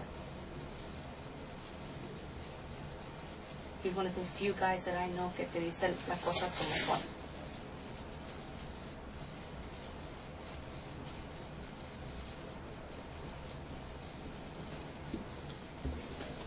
All right, they got you a cigarette coming. Thank you. I was gonna. Jenny's going to her car. Okay. Nothing, not a stupid question, but here's the deal. Time's a burning. So we'll get you the cigarette or whatever, but you need to tell us the truth.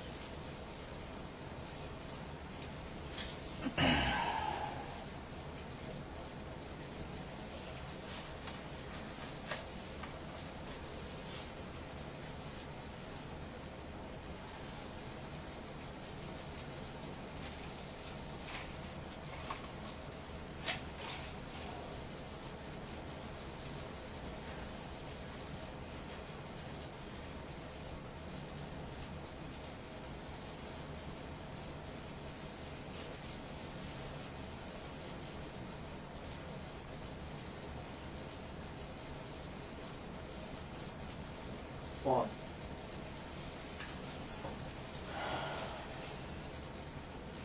I didn't do anything to Kat. Okay.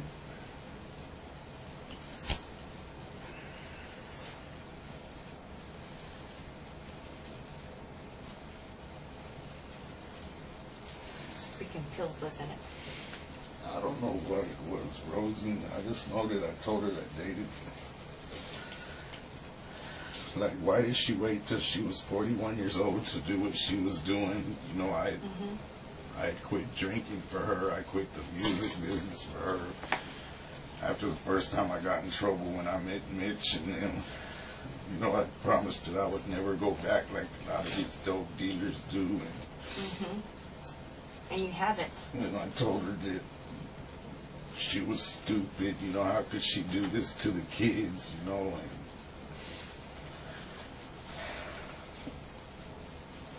I don't know, I talked pretty bad to her that day. Hey, listen, it's not your fault if she did something to herself. People do strange things. I don't know what she did to herself. Okay.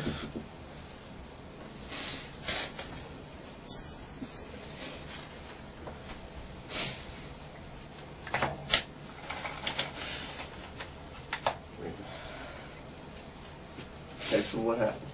All I know is I left the house that day and she came out after me into the front yard and was yelling at me that, because I told her that I'd rather be gone with the kids than to see her do this to all three of us. You know, Nathan, I told Nathan straight up the day before that I thought his mom was really cheating, you know, and because Nathan could tell stuff was going on, you know, and asking questions, and I didn't want to lie to him. He's a smart boy. And you've done a good job raising him. Huh? You've done a good job raising him. Anyway, when I was leaving, she says, I told her, you need to just go to your dad's. I don't want to see you when I come back. And I said, remember how you used to talk down to me and that I was a piece of shit, you know, when I was doing the stuff I was doing? I said, well, you're a fucking piece of shit, you know. And, she's breaking up the family. and I told her that. Anyway,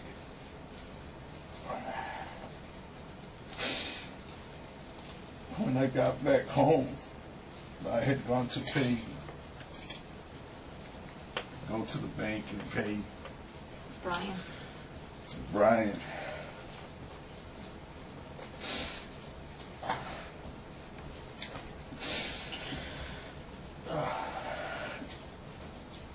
I mean, I don't know if she took all those pills, Rosie. I mean, only.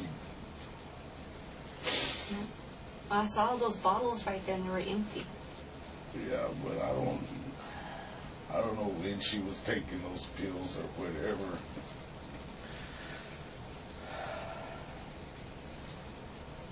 So you got home. I got home and she was laying on the kitchen. On the kitchen floor between the stove and the refrigerator. I mean, was she like bleeding or she just laying there? Like passed out. She was laying down face first. I turned her over and she had a cut right here. That's how I found her. Okay. So then what happened? You panicked. I panicked because I'm on federal paper and my record, you know, and It's understandable.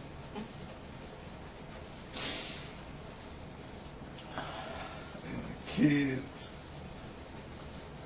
We've got to hold it together for just a little bit more. So you put her in the car? No, I put her in the truck. It took me a while because of my back and my leg. And the whole time I was just mad, like, what did you do? What did you do? You know, and because when I told her she was a piece of shit, she was like, when I got busted back in 2010 or whatever, I told her I'd just rather be dead. She was mad about everything. And I told her, well, I should just, kill myself. And she says, well, if I'm a piece of shit, then I don't deserve to be with you. She was mad at herself, just like I told you. Carmel told me that she had been mad at herself. And I don't know if she took pills or what she did. And You put her in the truck, and where did you take her?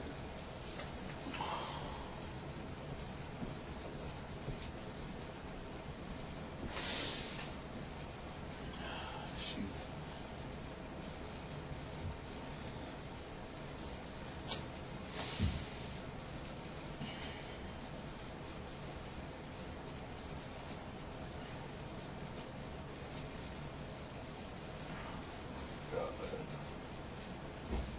Hey, I'm telling you, it'll get better. Just where did you take her? I wrapped her up in some blankets and I took her up there on, what is that highway going towards San Angelo? What, 158? Okay. There's a bunch of pump jack derricks out there, and there's a ravine or something, and I didn't know what to do. I didn't know what to do with her. Okay, did you just like lay her down out there? Yeah. Okay, how far off the roadway is it? I don't even know the name of the road. It's Like 1379? How far out is it? man, it's a pretty good ways out there. It's where Pioneer was drilling out there. Okay. You take her pillows also to make her comfortable.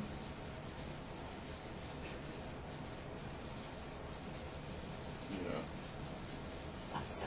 All right, well, this is what we're going to do, okay? You're going to smoke you a cigarette and drink you some Coke, and then we're going to load you up in the car and you're going to take us, okay? All right. Just relax for a little bit. There's your drink. Let us step out here for just a second. All right. You know what, Juan? Just relax. I want you to listen to me. I'm glad I listened to Mitch. You know why? Why? Because Mitch told me you weren't that kind of person. But now, we're going to get her back and everything's going to be taken care of, right?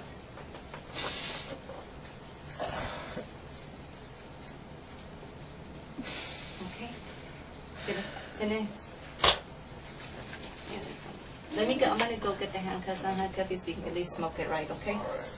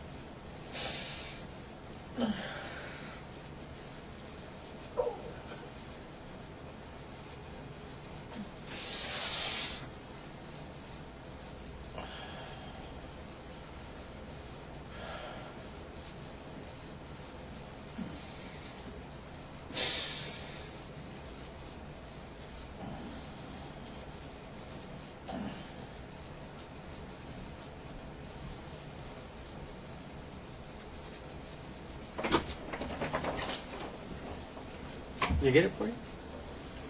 Where's the lighter at? I don't know. She was gonna unhandcuff me so I could smoke it, right? It's in the pack, sir. The lighter's in there? Hey, they're going to let you smoke and then they're going to run you out there. But did you take her immediately when you found her? Morning. Took her right then and drove straight out there. Okay. You're going to be able to find it, right? Okay. I'm telling you, you did the right thing, okay? You'll be all right. You want to smoke in here? Or you can take it. That's up to you. How about you smoke outside? You want to smoke outside? I don't know if the alarm will go off. Is there an alarm in here? It used to be, but I don't think so. Dude, let's just do it in here. Let's just smoke it in here. If it goes off, it goes off. On your phone, Estaba apagado. Did you turn it off or you just didn't get anything during that time period? Because your phone, there's a time period that it seems like it was turned off. Like,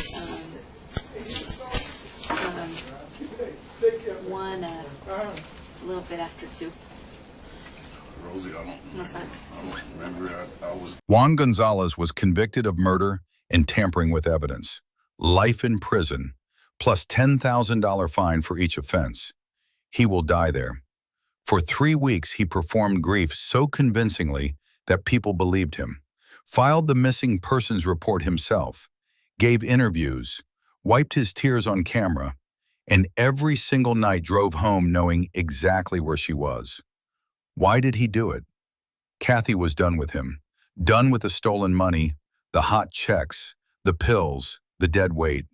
She had 2 lovers, a promotion, a future. She was finally becoming the person she wanted to be, and Juan had nowhere to go, no job, no money, no life outside of her.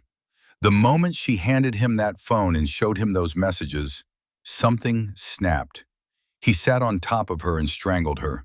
He admitted that at trial, not in the interrogation room. There he held the line for hours. But eventually the truth has a way of coming out. It always does. Kathy Lujan was 41 years old. Her boys lost their mother on a Wednesday afternoon and spent weeks not knowing why she never came home. She told a coworker that morning, "If anything ever happens to me, it was Juan." She was right.